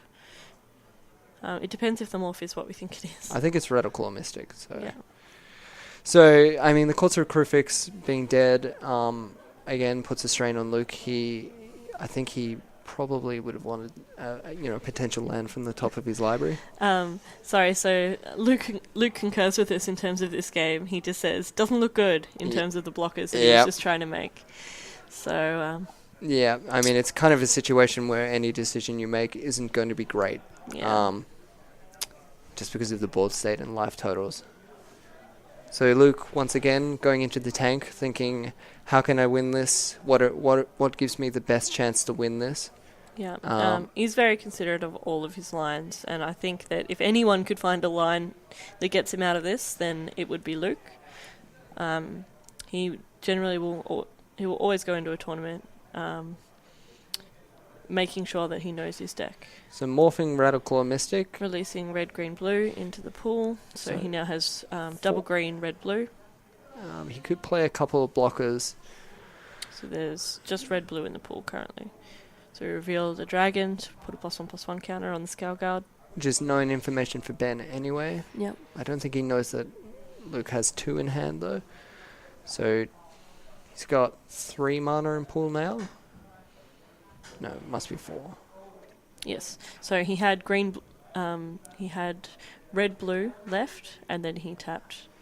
And then one more Rhino off the top or out of Ben's hand will finish that game. So Luke is again on the play. I wonder if he will change his sideboard at all. I wonder if play or draw makes a difference for him. Yeah. I'm not sure whether he'll change his sideboard significantly because he actually didn't see any of the sideboard cards that came in from Ben. Yeah, I mean, it's a bit of a tough thing to say. I mean, this is kind of what you want for a last round in a Pro Tour qualifier. I mean, the winner of it's down to the line. It's not a one-sided stomp. I mean, the stakes are high, tension is there. We just have to see who comes out on top. Luke just dropped several of his cards. I think in this situation. Yeah, you're right. The stakes are very high at the moment, but both of the players seem quite calm. We can hear them bantering, and I think they've. I think it's really unfortunate that Luke has been mana screwed in both games, but he is choosing to keep hands that could be definitely labelled as risky. I think so. In that last game, he only had 3 lands on the battlefield at the end of the game, and the game before he did draw out of it, but it took a while, and he was very lucky that his opponent got mana screwed as well. Yeah. So, I mean, yeah, Luke choosing to play. There's a nice handshake between the competitors. One of these people is going to Pro Tour Vancouver, and the other one, he does automatically qualify for the next regional Pro Tour qualifier that will be held in Sydney on May the 4th. So Luke looking like he throws back a 1-lander, and we'll just see what Ben is deciding to do. I can see a forest, a plains, an Abzan Charm, potentially. I'd like to recant that as well. I'm sorry. It will be held in Sydney on July the 4th. Yeah. Sorry, so Ben's hand was... I think it was strong? Yeah, Ben's hand is Confluence, Charm, Rhino, Surak, and other lands. I think that's a reasonable card. You have a couple of strong... I mean, it doesn't take much for you to have some strong draws. Rhino's a really strong card, obviously. Charm is good in the matchup and in general. Yeah. It looks like Luke is keeping... I mean, he's got... keeping his 6, yeah. Keeping his 6. He's got Mountain... Here comes a Den Protector this turn, revealing a dragon. So I think he's actually off to a flying start. He's got the Haven in his hand as well. I don't know. I'm not sure about Ben's hand, to be honest. He's got 1 3-drop instant, and he's got 2 4-drop creatures and land. And I'm not sure that's quite fast enough. Drawing Elspeth for turn. So, I mean, if the game drags on a bit, that's certainly going to be a strong draw later on, or a strong play. Looks like Luke has 2 Havens, probably going to bash in with his... both creatures coming in. Coming in with the whole team. Taking 5. Having 2 Havens. So it looks like he's got a Storm Breath Dragon in hand. Getting in the early damage now. So the life total's 20 to 16, Ben being on 16. Yeah. Pretty strong. So it looks like Ben is just passing his turn, holding up Abzan Charm, potentially holding it for whatever Luke's play is. Probably not going to be very good against Storm Breath Dragon, given that Storm Breath Dragon has protection from white, but he also has ultimate price. So that deals with that dragon. Luke's still coming in for 4 damage here. Ben being on 12. So being on the back foot a little bit here, but I think the Rhino that is going to be played just now can even up the board state just a little bit. Yeah. I mean, that does mean that he doesn't have any mana open or any potential removal for the Storm Breath Dragon that Luke's probably going to play next turn. Yeah. He also notably had to take a life to be able to play his Rhino, so it didn't gain him the full 6 life swing. So Temple drawn for Luke this turn. He's scrying. Looks like he's looking at a Wooded Foothills. Yep. I think he's probably just going to bottom that. I mean, he could keep it, play Storm Breath Dragon and Monstrous Storm Breath Dragon, but I don't think he wants to do that. I think he just wants to draw... some more gas. Yeah, more powerful cards and another dragon, something. So he's bashing in here for 4. Putting his... for 5, sorry. Yep. Putting his opponent down to 10. I mean, Ben still by no means is out of this game. The Rhino is a very strong threat. I mean, it can also block. He's in 2 turns. He's got an Elspeth. Yep, Sandstep Citadel coming down for Ben, which is, I think he'd be very relieved to find non-painful land here. Definitely. Being on 10. We have a quick update. Quick update on all of the other matches are still running, so there are no results yet. Okay. Cool. So, it's Ben's turn. He's contemplating all of his lines. He's got 4 mana. Passing the turn. Representing removal, I suppose? Yeah, he does have Abzan Charm. He could potentially draw 2 if he chooses to, or exile exile a Threat of Luke's. Holding back the Rhino to stymie the Elvish Mystic and the and his other threat. Yeah, so Luke drew another Scale Guard that turn. The Scale Guard Sentinel's not doing that much work now that there's a Rhino on the other side of the field, unable to bash through as 3/4s. Ben goes down to 6. And looks like we're probably going to have another Scale Guard coming down here. Yep. So he's looking like he's happy to go wide on the ground. Yeah, I mean, 1 blocker is not going to quite do it. Ben going down to 1 life. Abzan Charming. Going down by 1 to 5. Yep. Yeah. Okay. Abzan Charming exiling one of the Scale Guards. Yep, so he couldn't Abzan Charm the Stormbreath Dragon because it had pro white. It looks like his draw for turn is Citadel. He has a Forest in hand, I believe, and an Elspeth. Okay, so we can, drop the Forest and the Elspeth and clear the board. 'Cause, yeah, he has a Forest in hand, I believe, and an Elspeth. Okay, so we can, drop the Forest and the Elspeth and clear the board. 'Cause, yeah, he has a Forest in hand, I believe, and an Elspeth and clear the board. 'Cause, yeah, he has a Forest in hand, I believe, and an Elspeth and clear the board. It kills his Siege Rhino and the opposing Stormbreath Dragon, so surely he'd attack here. Even if Luke double blocks, he won't lose his Rhino. So Yeah, I mean, you go in trying for the life. Yeah.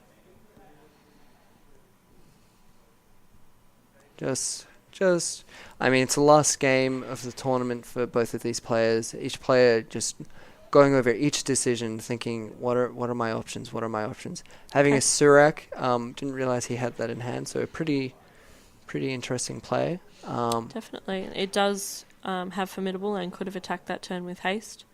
Just an update for the other games in the top 8. Ty and his opponent are both also 1-1. Looks like Luke has sacrificed a Haven to get back a Dragon, and can potentially attack for lethal here unless Ben has some sort of answer. And he doesn't, and Luke is going to the Pro Tour. You can just see the excitement there, throwing out the hand, pumped as anything. Yep. Both players shaking hands. I mean, pretty tight matchup, going right down to the wire. Ben giving a little wave. He's I mean, a bit disappointing for Ben, but very exciting for Luke. It's a big reward for Luke. Luke's been putting in a lot of hours in terms of Magic over the last couple of years, and he qualified quite early in this season, so he's had a lot of time to study the metagame and see what's happening, and I think this is just a reward. He played steadily, he played carefully, and he picked his deck. Yeah. We'll see if we can get an update on any of the other matches potentially. But Ben definitely played well, and it was a real credit. It was an excellent match, especially that last match. We currently don't have any updates on the other 3. Apparently, Luke started yelling expletives when he won. Understandable. Going to the Pro Tour, I have to imagine, is an incredibly exciting event. It's been a while since Luke's been there, and his most recent stint at the Pro Tour wasn't as good as his previous ones, and he wasn't happy with his results. So hopefully this time he can make a better impression while he's there. Definitely. I think we're going to go for a break at the moment, and then we'll hopefully come back to you with some updates very shortly. I'm Alex. And I'm Molly. Thanks.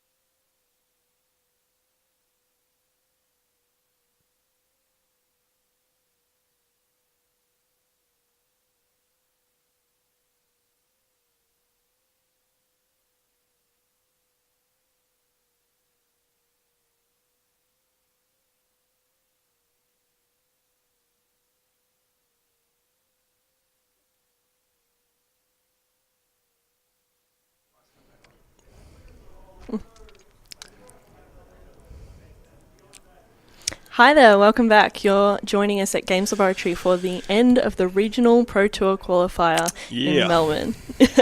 I'm here with recent top 4 winner, Luke Mulcahy. Yeah, man, I'm so happy. Oh, man, it's been a long time coming. I love it. Yeah, you're a little bit happy then.